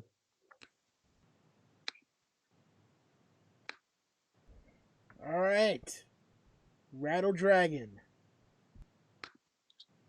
Look, when you take a little piece of trash like that Jorah Mormont and try and turn him around and make him a good guy after he was selling all these people to slavery, you know they're going to give him a fabricated heroic death. So it's just a bunch of nonsense. And, well, here we are. I mean, listen, I was expecting him to die. Yeah, I mean, He deserved to die. And I hope he burns in hell. Okay. Okay, I mean, Rattle Dragon, y'all. Real quick before we move on, we do have one question from chat from Tuki, Mello, and Daddy TV. Okay, I had written it. I thought we were keeping the questions for later. Okay. We'll get to some more questions, but before I wound up forgetting, do you think the vision of the dragon over King's Landing is Bran? Remember, you said he will never walk again, but he will fly. And I'll let you start this one off. Well, how could I? Okay. Hi, Tuki. I'm sure you're an amazing human being. I'm really sorry. I will be bitterly answering your question. It has nothing to do with you. It has everything to do with the TV show and how they're treating Bran's storyline, because Bran's my baby. Well, considering that they gave Bran jack shit to do in that battle, which was the magical battle, and that it has nothing to do in the next 3 episodes, really? No, I don't think they're gonna, it's like they're gonna find anything exciting for Bran to do in the next episode. I think he's just gonna go fuck a tree somewhere, and that's it. They're gonna forget about him, and yeah, that's what I think is in the store. Cause I've been burned, man. I've been so burned. I watched episode 2, and I got really excited. I was really like, I had a theory about what would happen. I had a little theory that I was kind of excited about. that was my little like show theory for this episode. That Bran would have something to do, but now it's pointless to talk about it because he just fucking sat there and did some Raven scene transitions, and that's it. So I really wish. I mean, it's not at all a stupid question. It's not at all a stupid idea. It's just that I don't think they have, anything sort of Bran. Because even here, when it was really narrative reason to have given him something to do, they didn't. So. Well, for me, for that question, the dragon flying over King's Landing in that vision could always have been Balerion the Black Dread, a vision of the past.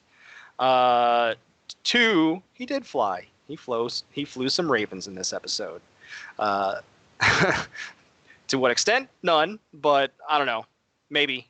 We'll see. I mean, we'll have to see what happens. I don't know. We'll talk about the end when we get there. But yeah. Yeah, I know Tuki. He's all. I want him to have an arc. I do. I really do. I want it so badly, like so badly that I've been burned and burned and burned and burned and burned, and there's only ashes left.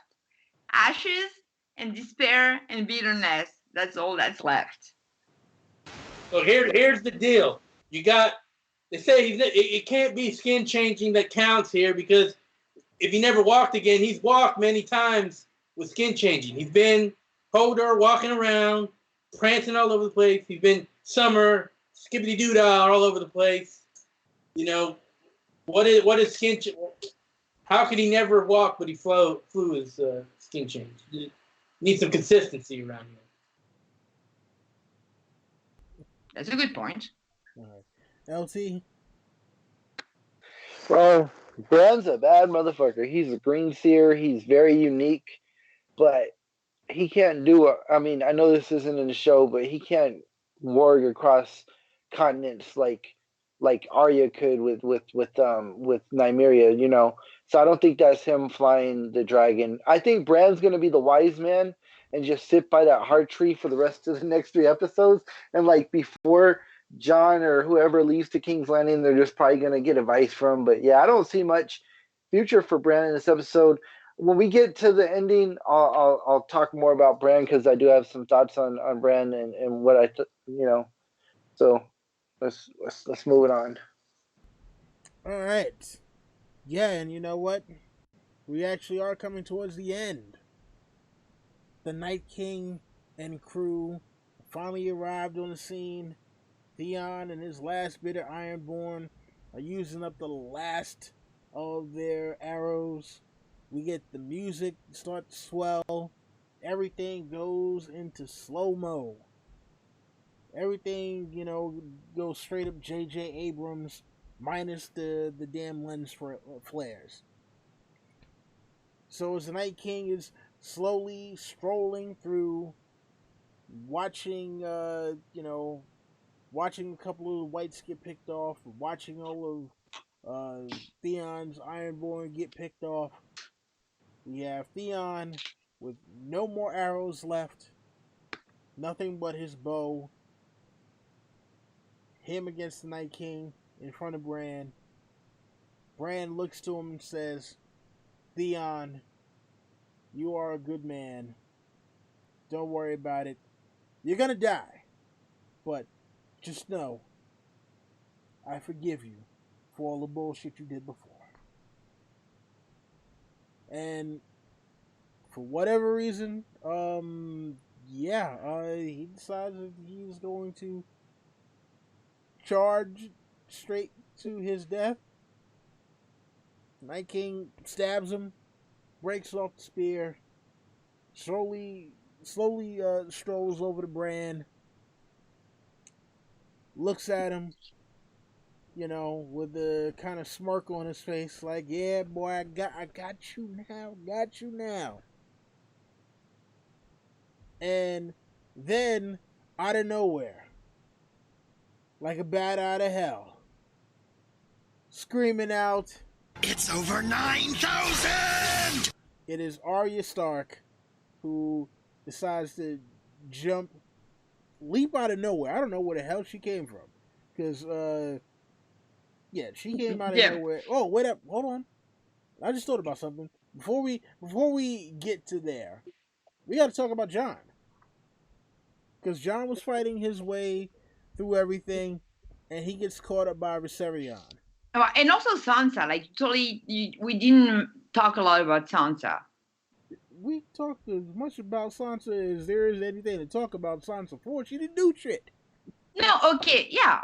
Can I just a little, a little regret. I'm comparing that a lot. My favorite. I'm still standing by the fact that my favorite battle from that TV show. Granted, I did not see the Battle of the Bastards, but no one ever quotes it as the. I mean, It not no wasn't one. as good as Blackwater. It wasn't. Yeah, the people don't usually quote it as the best battle. You know, some people really love how Hard Home because of how cinematic it was, but people rarely quote the Battle of the Bastards as the best that I hear of. Anyway, always comparing shit to the Battle of Blackwater, I was really hoping we'd have a little like switcheroo, not switcheroo, a little parallel, in that we see her take that she would have a role there in the crypt, like something like a balance to what she did in Blackwater, but that maybe instead of like just calming the woman the way she did in Blackwater and, like sort of telling them to accept their fate, here she would take a little bit more the role of a not battle commander, but a little bit more like what Tyrion did at Blackwater, actually. And like raising their moral for like one last fight in the crypts. Because there were humans and, like trying something, like tried to burn them, because they had torches in the crypts. They did not, they had some things that could be used as a weapon against so I don't know. I was hoping for Sansa to do something because that would have been nice. That's all I have to say.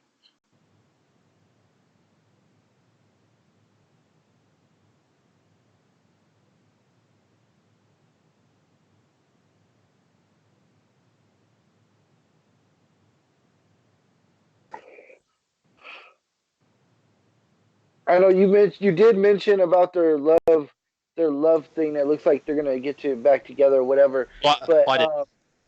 huh? I did, yeah. Okay, JV did. But I how it's funny how Anne says she thought Sansa was gonna rally people, and I don't know where I get this from, but I thought that Varys like had some kind of mysterious magic to him. I know he hates magic, but I thought that was maybe some kind of like to throw us off, and I thought he was gonna do some heroic, but I guess not. He was just cowered in the corner like a baby. But yeah, let's get to the climax, Dominic. All right, well, James, you said you had something, right? It was just gonna be real quick. I thought at the very least they were gonna call back to Blackwater and have her sing the same song or something, but no, nothing happened. We can move on. All right. So yeah, we got to talk about Johnny Boy. And yeah, forgive me, you guys didn't even hear what I said in the chat for a moment. I didn't realize I was muted until I looked over and I'm like, wait, oh shit.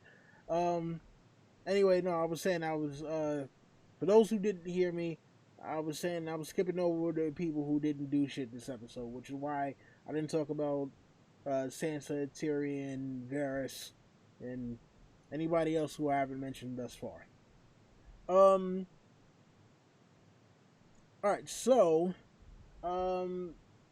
yeah, we got, real quick, Jon gets caught up trying to fight against Viserion, who's throwing the blue flames at him. He, to me, does the stupidest thing, but this is Jon, who knows nothing, and decides he wants to stand up in front of a damn dragon. Like, okay, yeah, you stood up in front of the dragon for what? Trying to stare down Viserion, who's been trying to burn you for the past like 5 minutes. I didn't get that part, but whatevs. Um, anybody want to talk about Jon's stupidity before Well, we jump back to Arya real quick? Well, I did see a pretty good tweet earlier. It was, can't believe of all the GOT takes today, no one is talking about Jon Snow's Skyrim ass plan of trying to yell a dragon to death. So he tried to do a Fusro Da to the dragon, Skyrim style, but yeah, I don't have much to say about it. The only thing I can think of he was trying to do was trying to see if sense would finally kick in that flames would actually kill a white, which the dragon was. I don't know what you're waiting for sense for in this show, though. Okay. LT? I'm assuming if John would have got close enough with his sword, it would have shattered, right? Because I mean, that's what happens to the White Walkers, you know. So I mean, maybe that's what He's John was white. trying to He's do. white I dragon. don't know. Yeah, so I'm assuming if John would have got close enough, it doesn't matter where he gets him on. If he got him in the foot, right? Like you're saying about earlier about Lyanna Dragon Mormont, glass. you I don't know, know if it's the yeah. same. I want to say Valerian Steel and Dragon Glass are basically do the same thing. I mean, look, when Sam killed the White Walker, the same thing happened when other White Walkers died. So I'm assuming it's the same. Okay. We have no rules here anymore. So. Thoughts on Jon trying to yell at a dragon?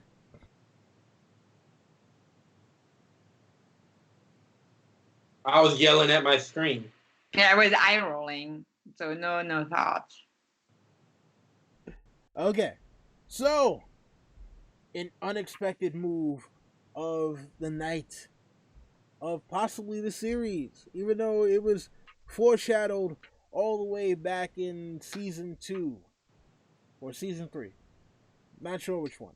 Point is, foreshadowed a very, very long time ago, and then foreshadowed again in this episode, you know, with the closing of Blue Eyes forever.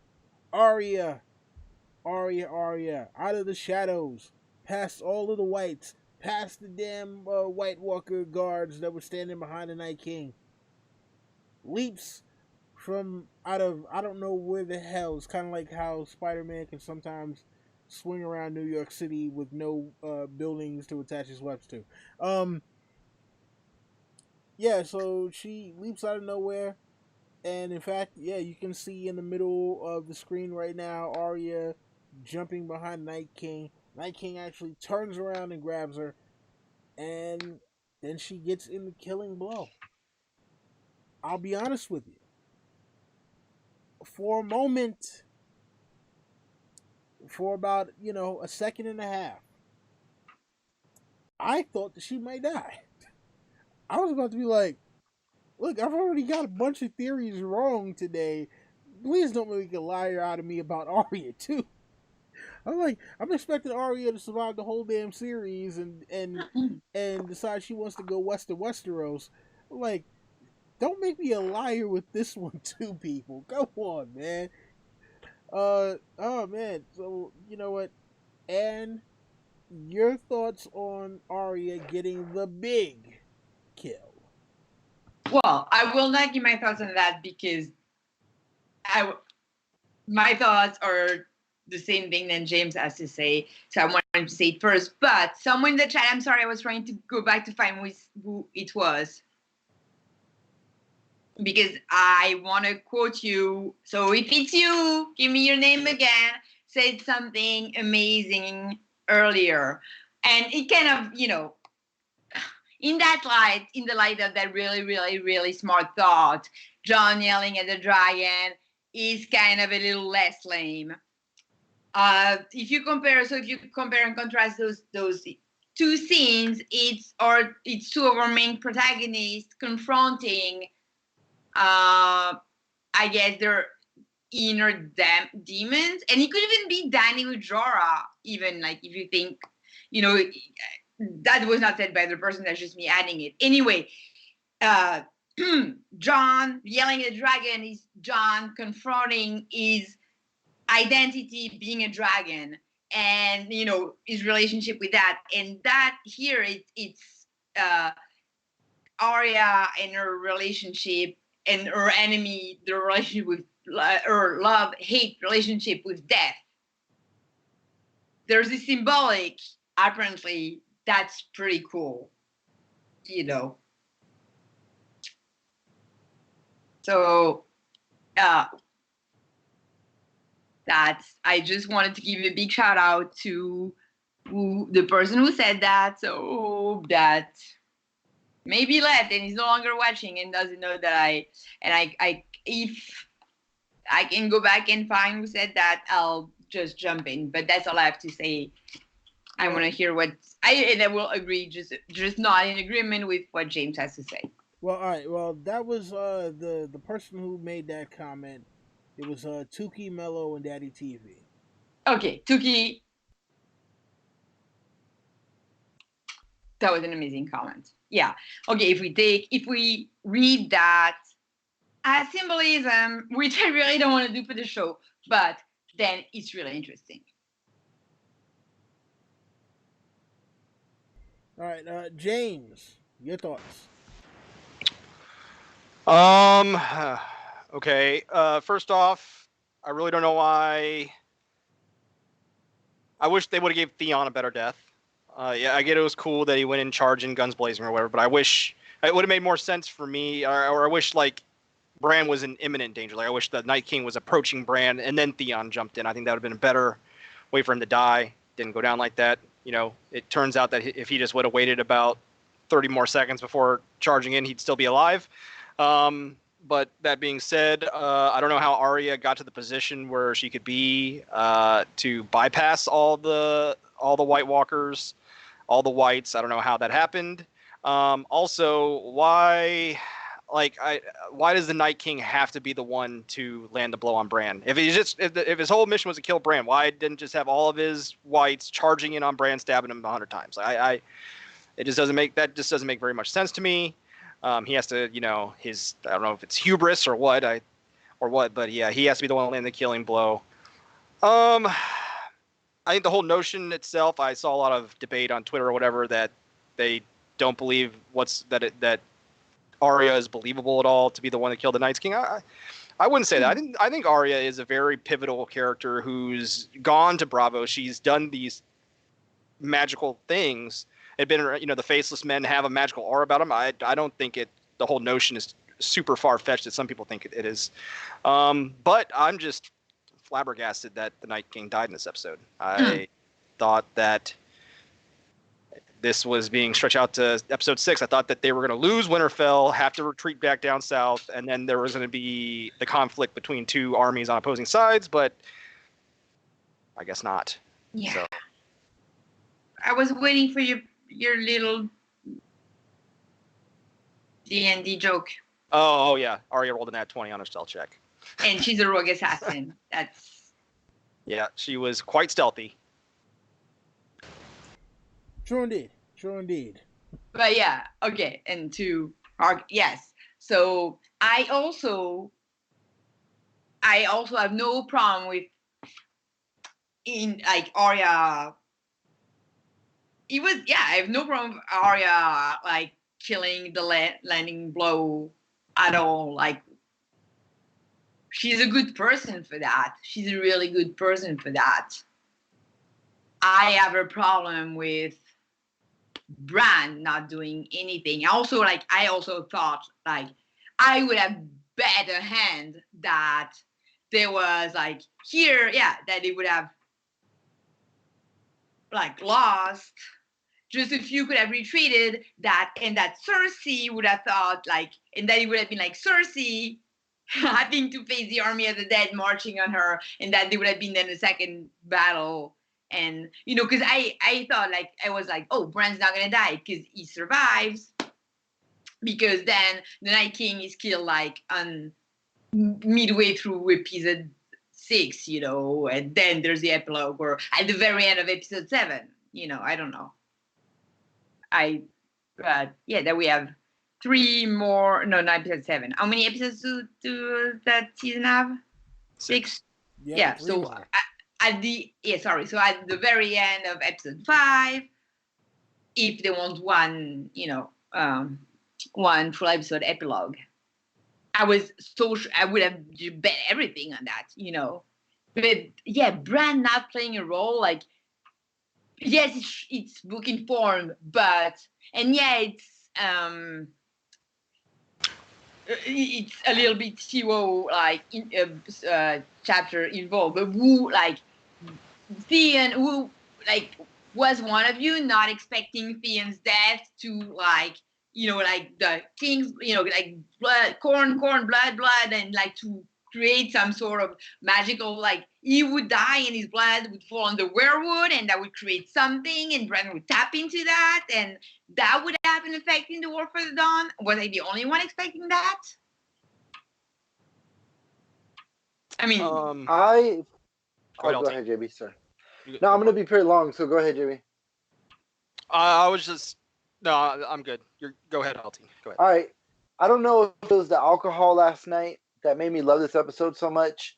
I still like it. I'm not saying it's horrible, but I feel let down. I feel let down like how Disney did Supreme Leader Snoke. We're never going to know nothing about the Night King. I don't even care about this prequel show. I might not even watch it. Maybe I will. I don't know. But I feel let down. I feel like I don't really care about what happens in the next 3 episodes. I'm going to watch it. Obviously, I'm going to watch it. I'm vested. You know, I was so thinking that when the Night King killed Theon and, you know, I thought Bran was going to somehow time travel.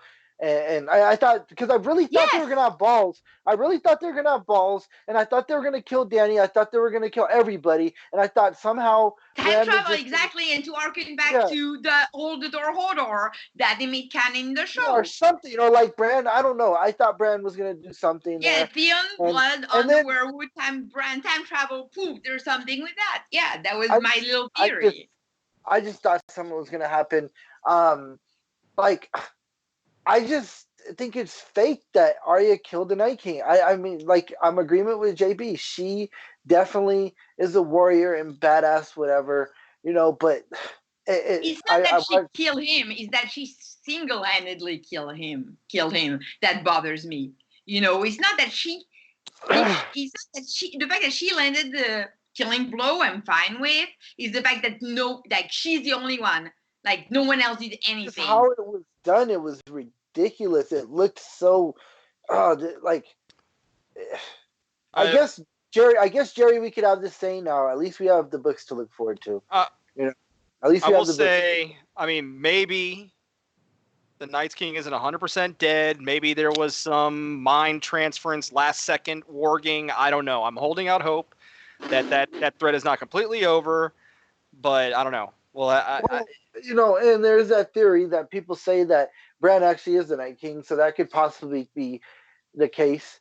But like, seriously, like, and to look forward to what we're looking forward to, like, really, does Cersei and the Golden Company stand any chance? They got the dragons. Yeah, they might not have the numbers, but they got. I don't know. What are we gonna see in the next 3 episodes? That's why I just can't fathom. I just can't believe that that's the end game. There's got to be some wrinkle. Something's got to happen. That cannot be it. One entire episode, 80 minutes of clean ball, baby. That's what the fandom wants. Oh, we can also have another episode, just Jaime and Brienne fucking, because that's also another fan favorite. You know, they'll make everyone happy, and they're both alive. So, like, that would be super cool. What are other things that the fandom really wants? Well, what I want to hear is the jabroni, the Jerbroni. Yeah. I don't want to hear the corporate anything. I want to hear the true Jerbroni come out right here. Rattlesnake. We've been jerked around as much as we have this for 7 seasons. Should it be any surprise that we would get jerked around one more time in this last season? First, we're starting out with, you know, you're a good man, Charlie Brown, to Theon. No, you're not a good man. You're a piece of trash. You got a lot of innocent people killed. And then he just runs and, you know, gets his ass kicked like a jackass. Just right into it. No matter. Then we got, Arya killing the Night King. And boy, does that ruin every single piece of adaptation that this whole show had ever done. All tarnished from this one move. And yes, it's because of its Arya, because of how it was done, and because of everything that went along with it. With Arya killing him, then what was the purpose for Bran? Like, we just saw him looking there, standing like sitting like a jackass on his hands. What was the point of him going to the cave? What was the point of everyone dying to get him out of the cave? What was the point of any of that? His cold character arc was completely tossed aside like a piece of trash. And same thing with Jon. What's the point? What's the point of having him? The whole culmination of Bran's arc was to essentially be a lure at the end of a fishing pole. Exactly. Why does it even matter that Jon is Azor Ahai now? Seriously, like, doesn't. why does that matter? Yeah. None of that. Look, this thing, it was a disrespect to this. Disrespect to this. Disrespect to this. Disrespect to this. And disrespect to this. Yeah, trying to find the World of Ice and Fire to also throw it, but I don't spot it right now. I also want to throw books. We knew these jackasses were trying to make Arya a Mary Sue. She didn't even finish her training. She's like Rey from the Star Wars movies. Might as well have been watching The Force Awakens, where some untrained one is going to be the greatest warrior in the land in all of the land. Might as well just, cut the Night King out seasons ago. Just send the waif after her up to the north and have him end it in the beginning. There was no reason to have all this, so they could focus all on Cersei, was who they wanted to focus on. I will say, in all fairness, I mean, it still was not the best way to resolve it. But I will say, in all fairness, the show never established prophecy, really. I mean, aside from Mel at one point, here and there they did, but not much. Yeah, not a lot. Like Nissa, like someone was like saying, but what about Nissa? They never once brought up Nissa, so you just gotta get that out of your mind. But which brings it all together. They obviously had no respect for George R. R. Martin. If they were never going to bring up prophecy, they're never going to bring up that the show. We know in the books that the Game of Thrones doesn't matter. It's the war. It's the battle against the others.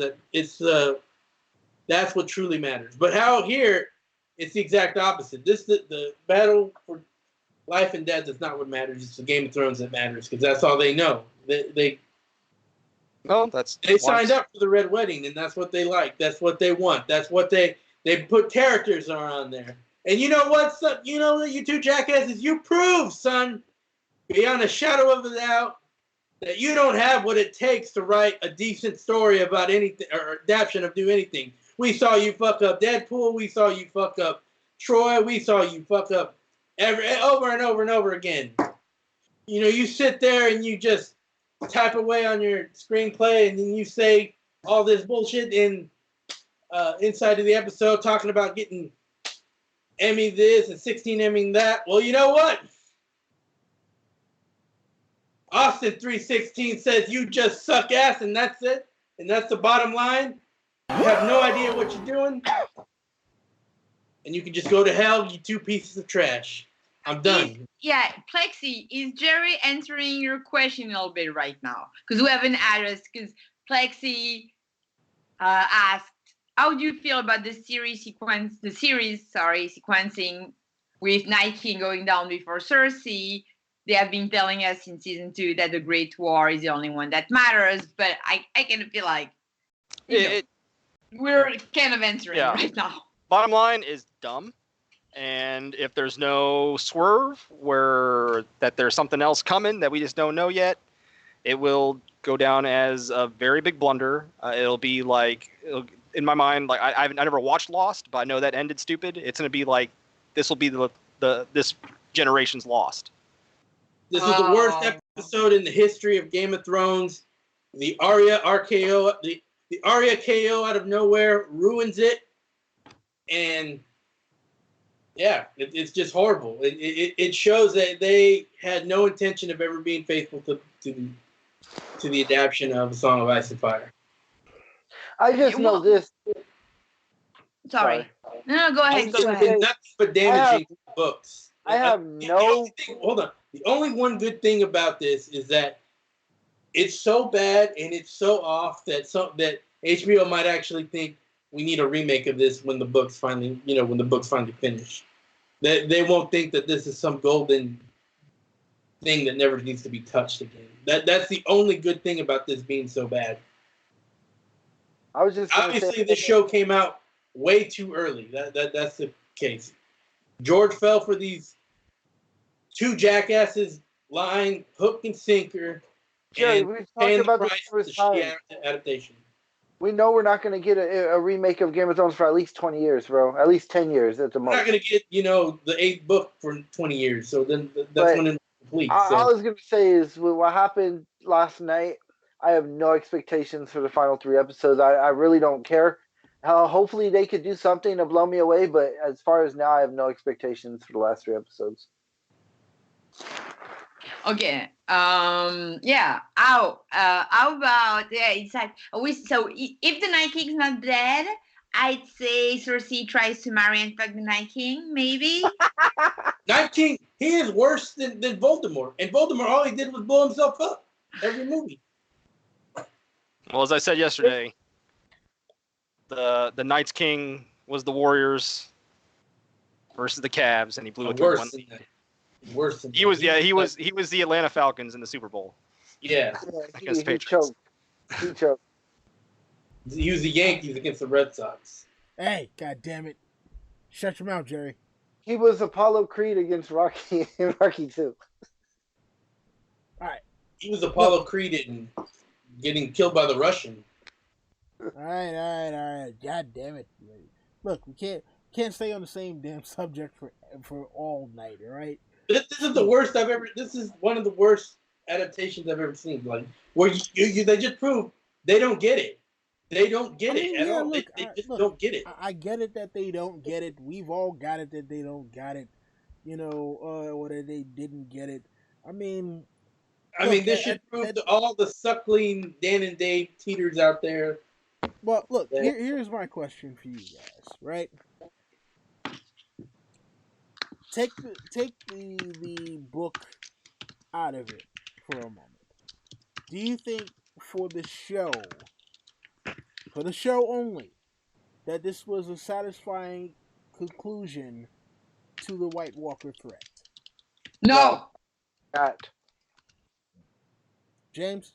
Loaded question, because I think it's satisfying as we know it's not. We know this bullshit's not happening in the books, so we know they didn't spoil anything.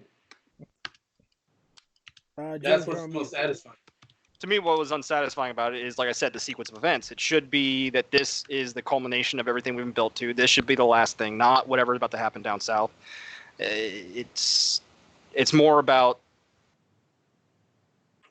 the way that it's anticlimactic, pretty much.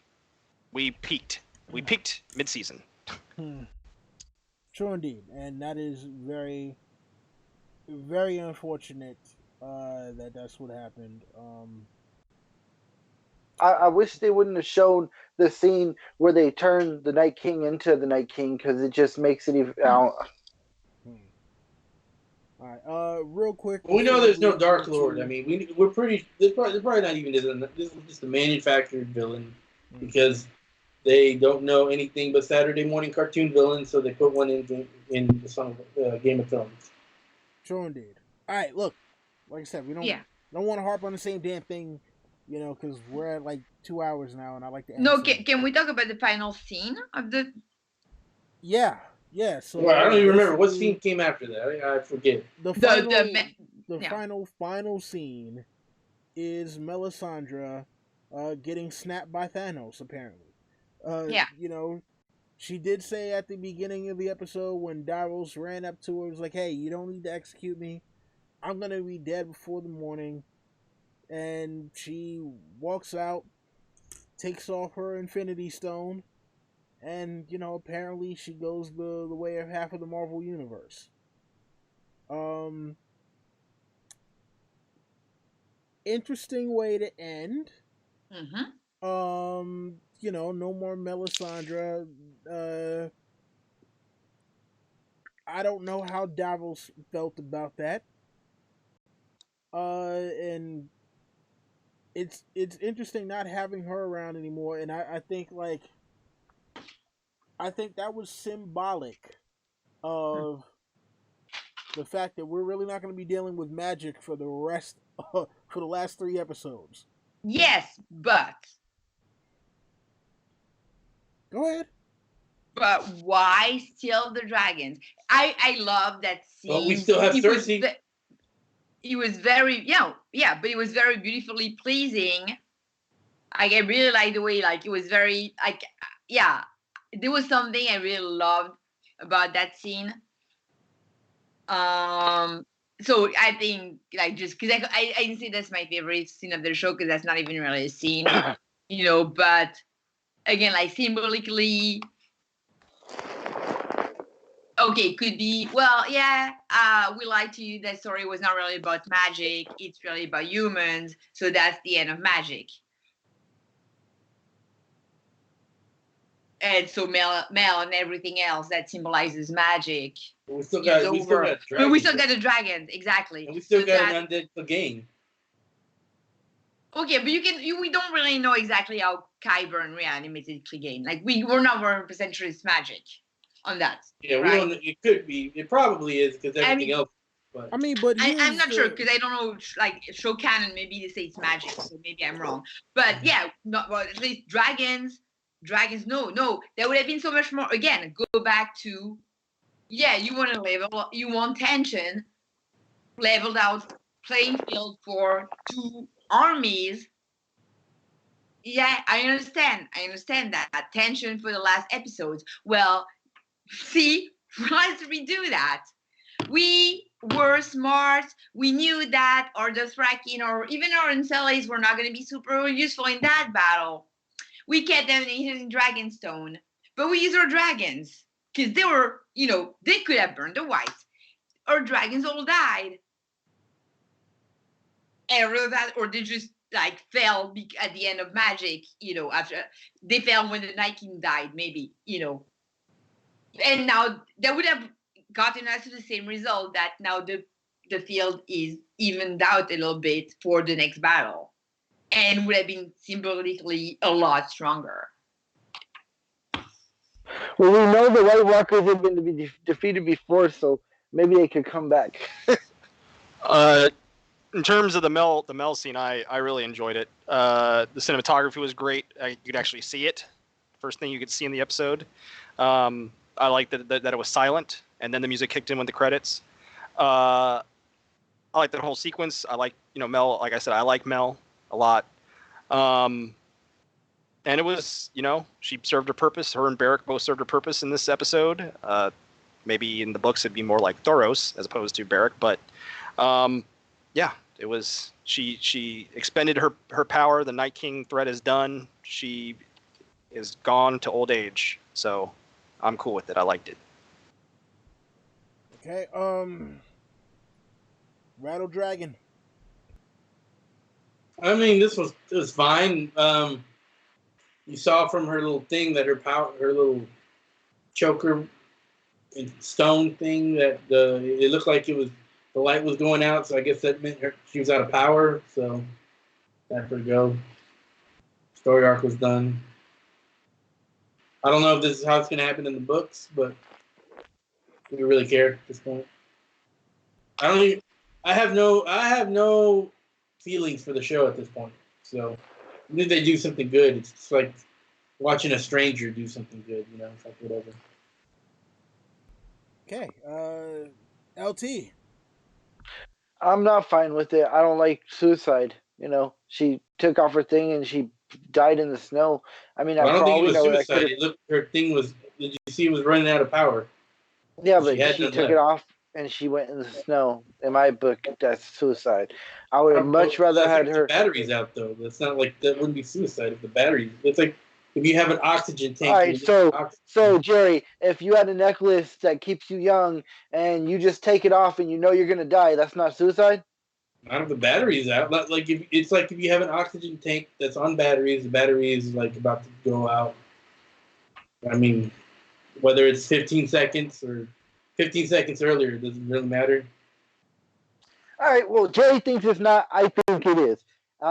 I would have rather seen her say my story's done and gone back to Volantis or something and trained some more red priests or whatever. I don't like somebody just dying like that, so I didn't like it. But whatever, rest in peace, Melisandre. I liked her. She thought she served her purpose, and she was a good character. So whatever, rest in peace, Melisandre. Okay. Yeah, I mean, I guess that.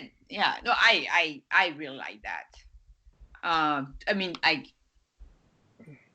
really like that, the symbol of the end of magic. You know. Yeah, like I said, I mean, I personally, I've been saying for a while that I think the story is going to end with all of the magic stuff being, all of the magic stuff is gonna wind up being like, I don't want to say memory, but it's gonna be more of legend than anything else. You know, it's gonna be something that people talk about. It's like, oh yeah, there was the time where there used to be dragons and there used to be this, that, and the third, and now it's no longer there. But I don't know. Wait, what in the world? Did we lose Anne? I don't know. She's on mute.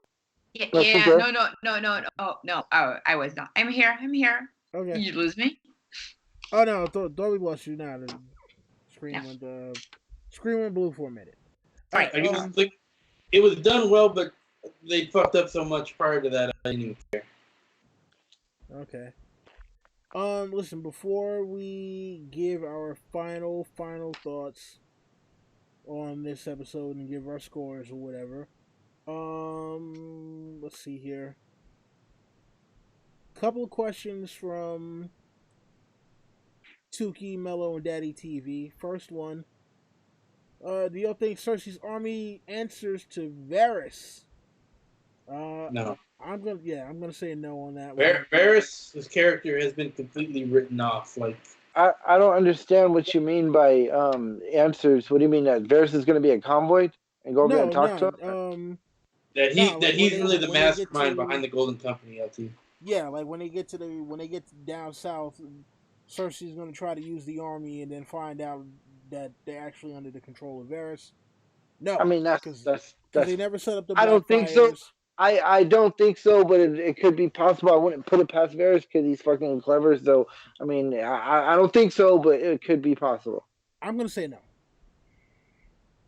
What was the question you were asking?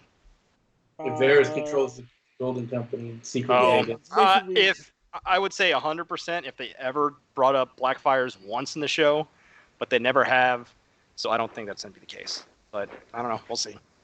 And then the other thing, basically, I guess he was asking about, like, you know, what the White Walker symbols meant, and I just think it was symbolic of, you know, this is who created me, and this is what I'm trying to destroy. I think it just meant that Dan and Dave thought they were clever. That's a good answer, Don Willie. Let's go with it because this man frustrated about the ending of the White Walkers. Yeah, because you know what, man, we never got to travel to the lands of always winter, and now we never will. We never learned the whole thing with why the Night King made the deal with Craster. Yeah. This episode destroyed a bunch of people's theories, mine included. I had a couple of theories about this. That's the least that this destroyed. Well, yeah, but I mean, listen, we've already talked about the other stuff. Let's get to all of the personal things that we were trying to, I guess, project onto the story that it seemed like they were going for. That it was like, nah, there's just, force of nature coming to destroy things. We had to kill it. And I'm just like, are you fucking kidding me? You literally turned this into a zombie movie.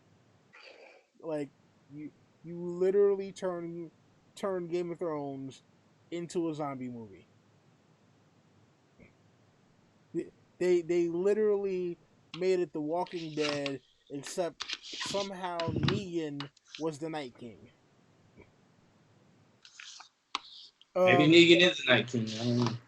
Yeah, so because basically the Night King was Game of Thrones version of Negan.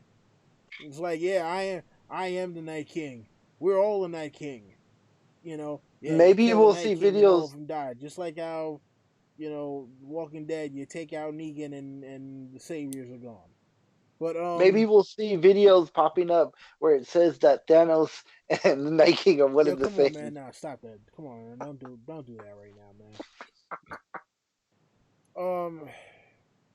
All right, scores. Go around the horn. Ann, what are you giving the episode?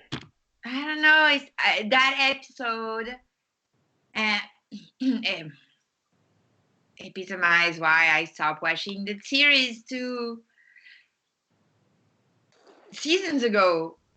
Like, I'm not trying to be a book purist. It's not comparing it to the books. Really, I've never compared. I mean, it's really not the point. It's just not an entertaining TV show on its own. It's not. So I don't see why I would give grades. I stopped watching that TV show. So why would I give it anything else than a 0? Because it's that level of entertaining for me. Okay, we got 0 from Ann. JB. Boy. Okay, so yeah, we were obviously pretty negative. I mean, there was a couple things I liked. I liked Beric's death. I liked some of the battle sequences. I did forget to mention that the best way to survive a battle is to be just holding out your sword with your helmet on, with your back against the wall. Because Jamie, Brienne, and Pod, man, they were champs at that, and they survived the whole time. But yeah, in terms of a rating, I mean, like I said, I liked Ramin Djawadi. He brings it with the music. There was some nice sequences, nice cinematography at times when it wasn't super dark. There was tension in the beginning, but there was just things that really irked me. I believe I was actually the highest on the last episode. I gave that a pretty high grade. This one for me, I mean, it's like a 4, I guess. I have to give it like a 4. There's just too many, and I do reserve the right to change it if something happens. Something happens that we're not seeing, and then I'll have to reserve the right to change it. But as of right now, I have to give it like a 4. James, I think it's okay. The gods of the YouTubes give you the right to change your opinion. Yeah, Yeah, I mean, it's the same thing. Like, I checked out mentally at some point. Yeah, maybe I missed, and it was dark, and I did not see it on a really good TV. I might have missed some details. And also, I read I was not on Twitter today, read no analysis. Maybe I missed something that was glaringly obvious for some people. And yeah, if the last 3 episodes, I mean, if there's, Night King's coming back, something happening again, something cool, yeah, I'm also, willing to, if it's my fault for not seeing something that's obvious, then it's not the episode's fault. Okay, LT. Now you guys know any episode with Beric Dondarrion is an automatic 10. Now, I don't know what happened last night. I loved this episode. I thought it was the GOAT of all episodes. I really did. Like, I was on the edge of my feet. I feel cheated with the death of the White Walker and the Night King.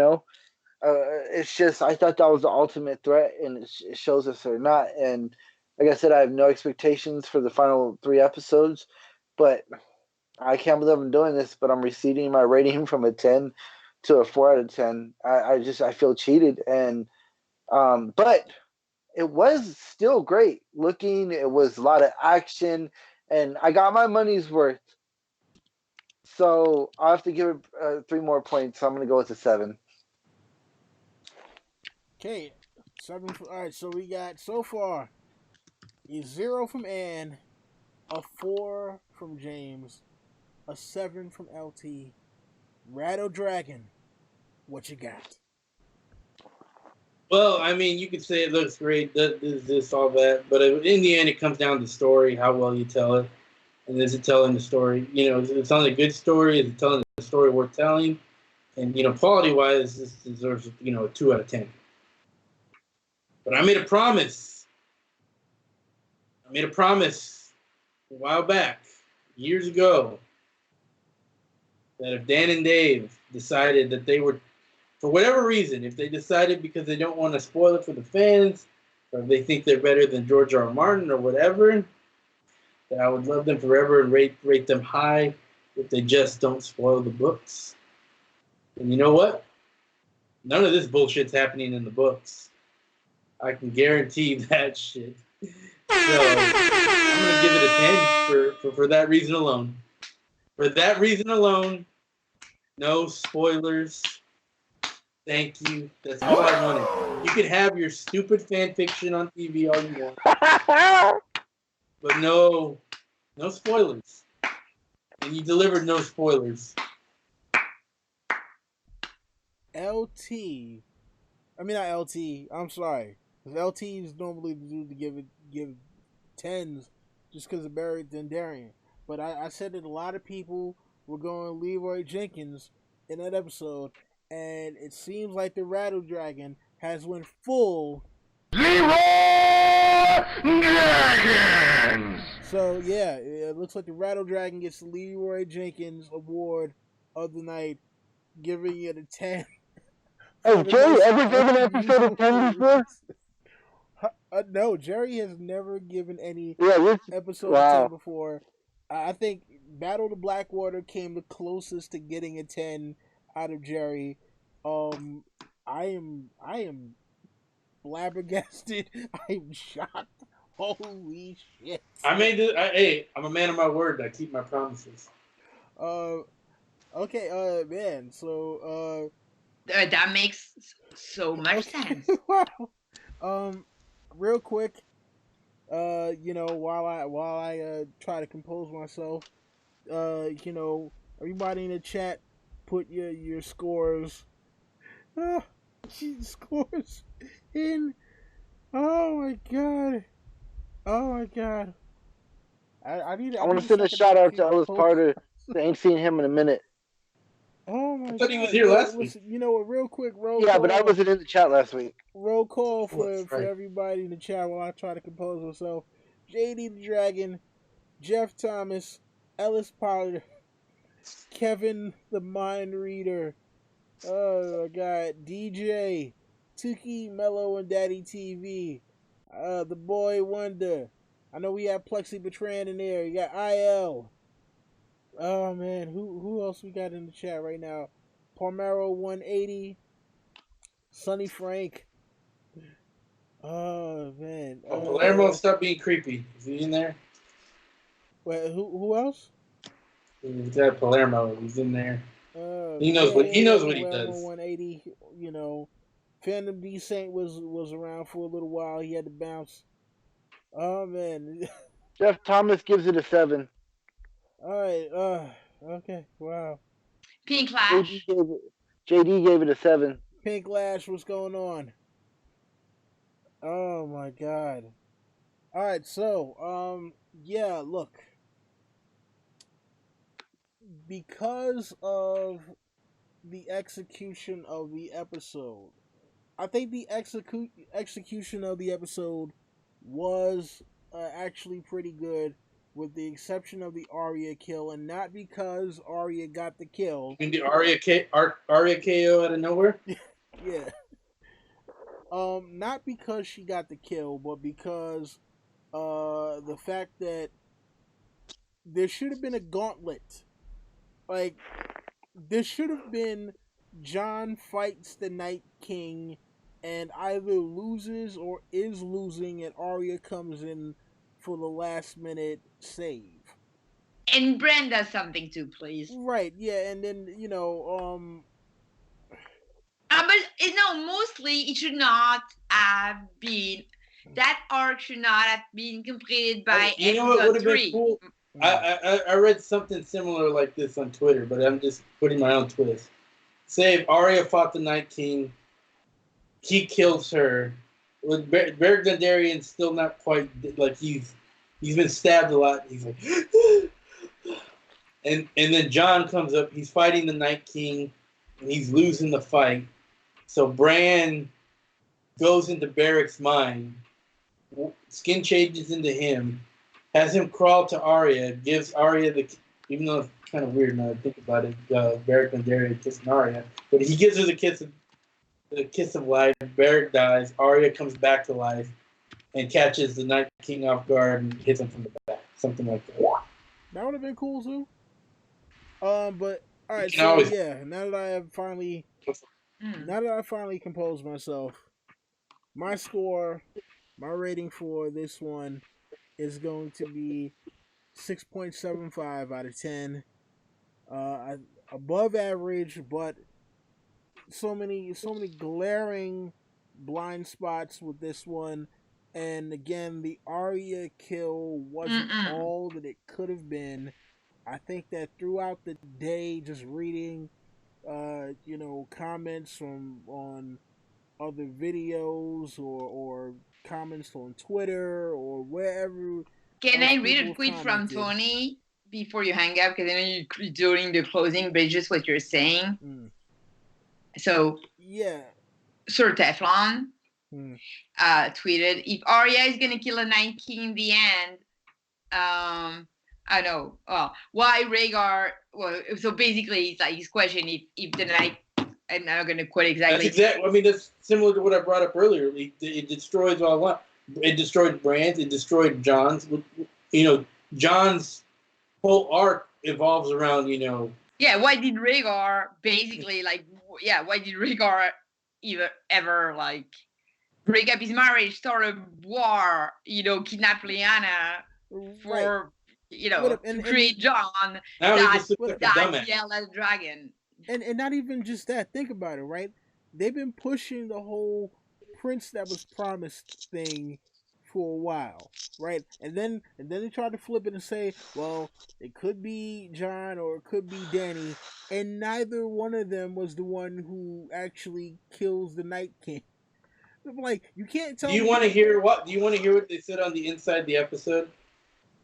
I heard that they settled on that years ago about. They settled on it 3 years ago. So while they were either writing season 7, they decided that Jon was too obvious and that they were going to make it Arya. I mean, and look, I get it. Like I said, I have no problem with Arya ultimately getting the kill, but I think that Jon should have been there. He should have been fighting, and then Jon had to do the heavy work, the heavy. But instead, they had him trying to yell at a fucking dead dragon. Oh my god! You know what? Fuck that. I'm amending my score. I'm going 5 out of 10. Oh my god. Yeah, man. So yeah, LT, I know you said you have no expectations for the rest of the season after this, and any high hopes for the rest of the season after this now.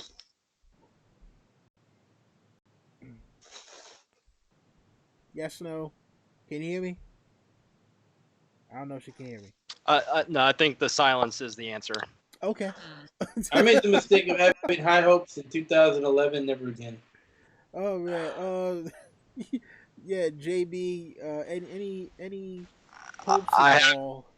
I have to see what's gonna happen. I don't have high hopes. Maybe they'll fucking shock the hell out of me. But as of right now, we'll see. Rattle Dragon. I just said I had lost.